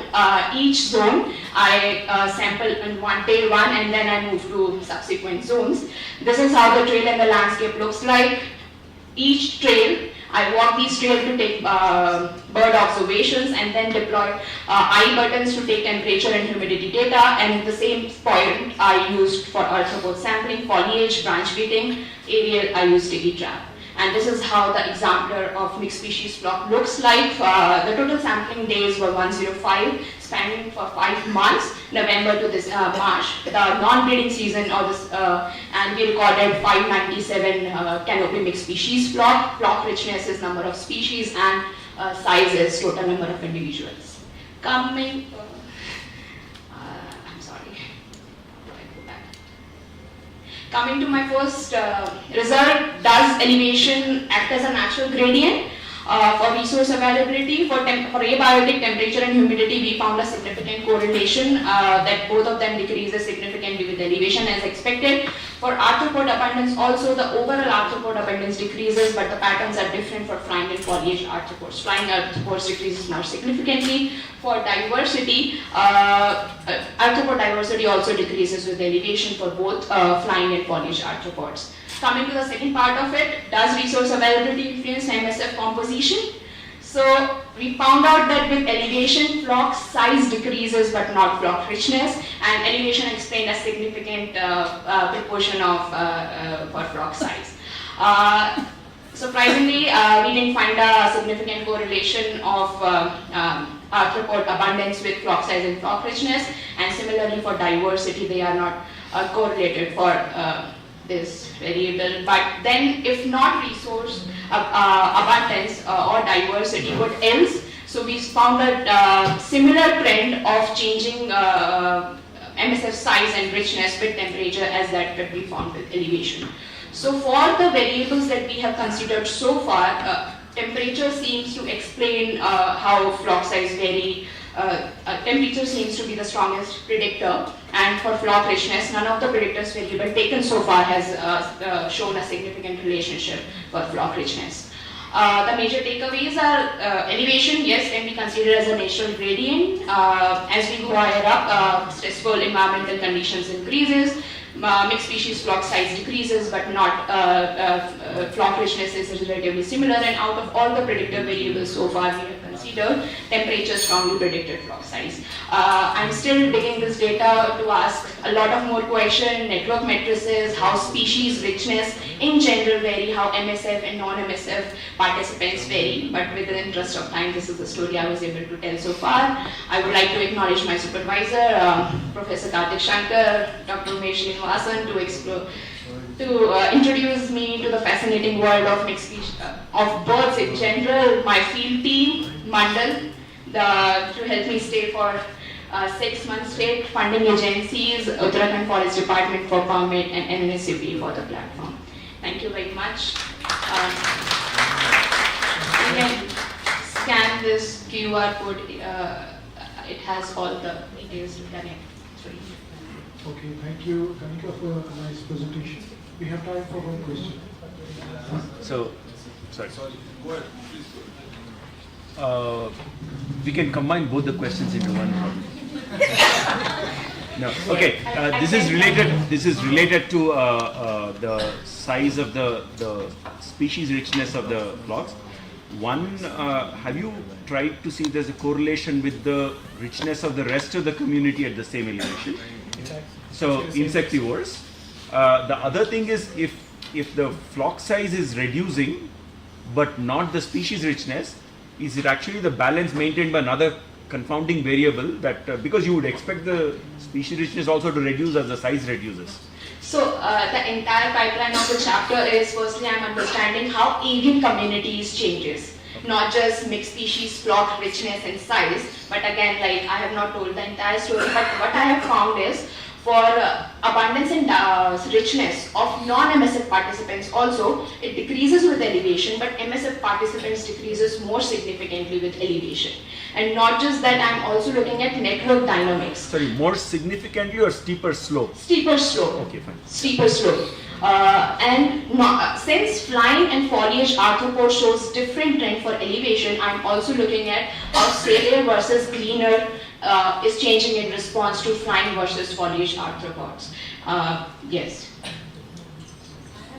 Did you also see any monospecific Monospecific in winter season, I don't, bulbuls. Laughing thrushes, again, like in the middle elevation, I have seen laughing thrushes along with other species. Not like laughing thrushes, also 2-3 species together would magpie also. So it's also mixed species flock. Right now I have just considered canopy mixed species flock. For that I will be doing a different analysis because it is not across the elevation gradient. Okay, thank you. Thank you very much. We now move to the last speaker of this session. Brother Azam Fayaz. We will be talking on special temporal distribution and breeding ecology of Kashmir flycatcher and associated air fauna along with additional gradient in Dachigam. Good afternoon. I am Azam Fayaz and I will be talking today about spatio-temporal distribution and breeding ecology of Kashmir flycatcher and associated air fauna along elevation gradients in Dachigam National Park. So, about Kashmir flycatcher is a vulnerable, as per IUCN Red List, 13 cm long passerine bird and globally declining and endemic to Indian subcontinent. Its distribution range: the Kashmir flycatcher breeds in the northwest Himalayas in the Kashmir region, Neelam Valley in Pakistan and Kazina. It is migratory and winters in the hills of central Sri Lanka, Nilgiris and the western Ghats of India. So my study area is basically Dachigam National Park. It's 141 square kilometers, located 20 kilometers from Srinagar. Altitudinal range is 1700 to 4000 MSL. Coming to the research methodology, line transit methodology, focal sampling for behavior, for breeding, nest searching, systematic field survey, Mayfield methodology. Coming to the result, taxonomic richness and status, we found a total of 156 species belonging to 49 families, while Muscicapidae emerging as a dominant family with 2 IUCN status birds, one vulnerable as Kashmir flycatcher and 2 near threatened, bearded vulture and Phyloscopus titulus warbler. Residential status background, more than half of the birds were resident, 16 migrant, winter migrant, 24% summer migrant and 2% passage migrant, like of Himalayan prairie and the grasslands.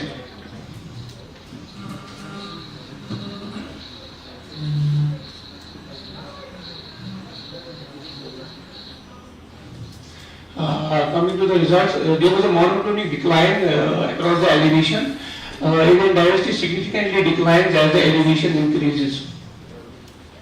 Coming to the Shannon diversity index, there is a slight decrease from elevation 1 to elevation 4. Overall Shannon diversity index. Now coming to the Kashmir flycatcher nesting sites, it's a cavity nester bird. It nests in the natural cavities in mixed deciduous trees. Preferred trees are Parusia and black locust. Sorvinia pseudoacacia, and the nest mean height was 4.07 meter, and the population mean time was almost 3 seconds. The picture is of the nest. So a bird going in and coming out of the nest.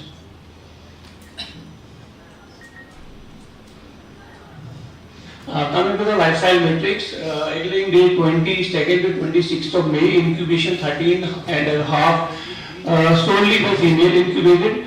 Nesting period around 20 days, breeding success 100% based on 3 nests and wild parental provisioning.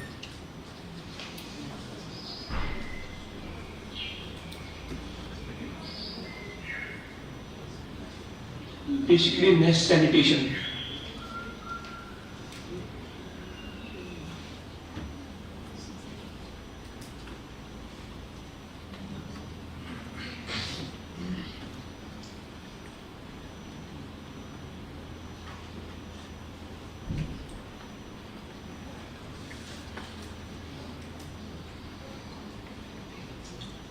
For measuring the nest height. This is the inside of the nest. It's almost 15 to 17 centimeter deep nest. Female fledgling, male and sub-adult. Now the activity pattern of the Kashmir flycatcher, most of the time it spends flying and feeding during the breeding season, followed by perching, breeding and guarding the nest. lastly coming to the conclusion, is the first study on the insights into breeding ecology of globally vulnerable Kashmir's flycatcher.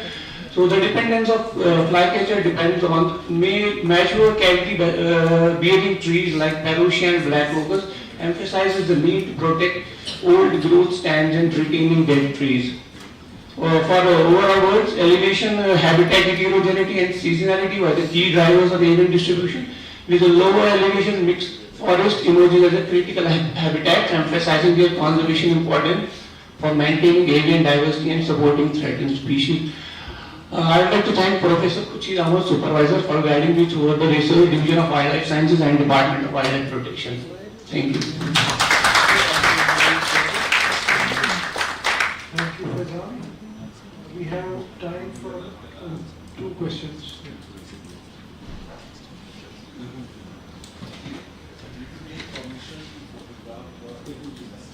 Yes. No, actually, it's a migratory, as you know. So after the breeding is over, and I guess after 2-3 months. Yes.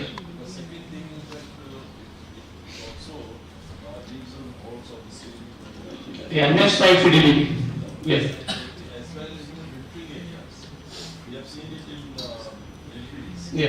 And we also, it's very interesting that this is one of the species which in the non-breeding season also, they live in pairs. Because setting very Monogamous bird actually. Otherwise, in non-breeding season, male and female are not necessarily in the same area or the same place, or even if they are in the same place. And in Nilgiris also, we found that they have huge site fertility. They come back occasionally, and they also have a very good timing. Spark, who's not here today, most of the world, he will predict what time the bird will come and really take at the same time. Not exactly minutes, time, but they certainly will. And the Nilgiris, they are living in a lower elevation. Yeah, 1400 meters. Yeah.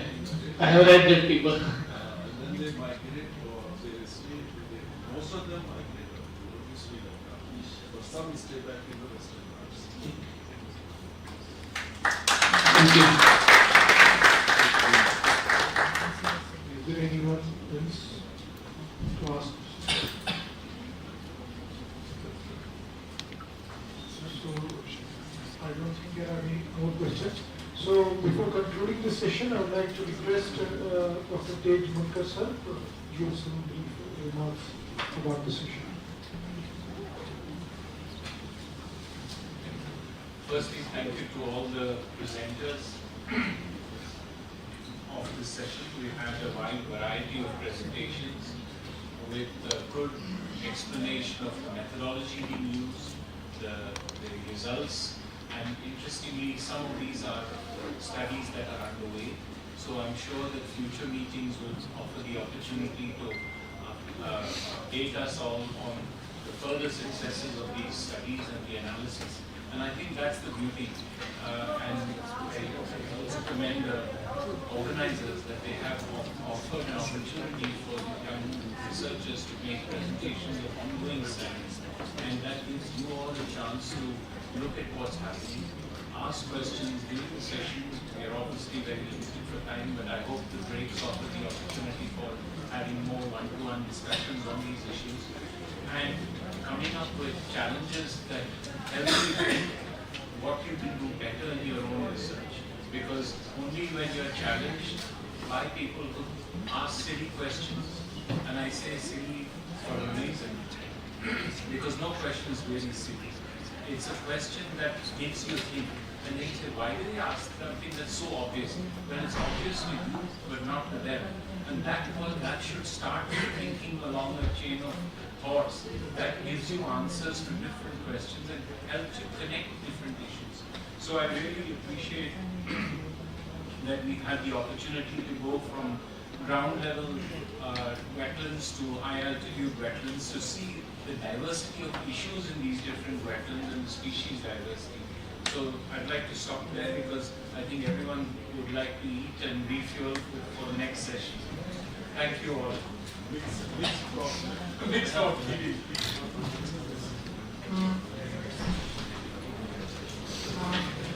Okay. Thank you so much all presenters for the excellent contribution. I have a small announcement about the workshop on wildlife forensic for ornithologists. As it was going to happen tomorrow, but it's going to happen today only at 4:30 p.m. here only in the VC hall.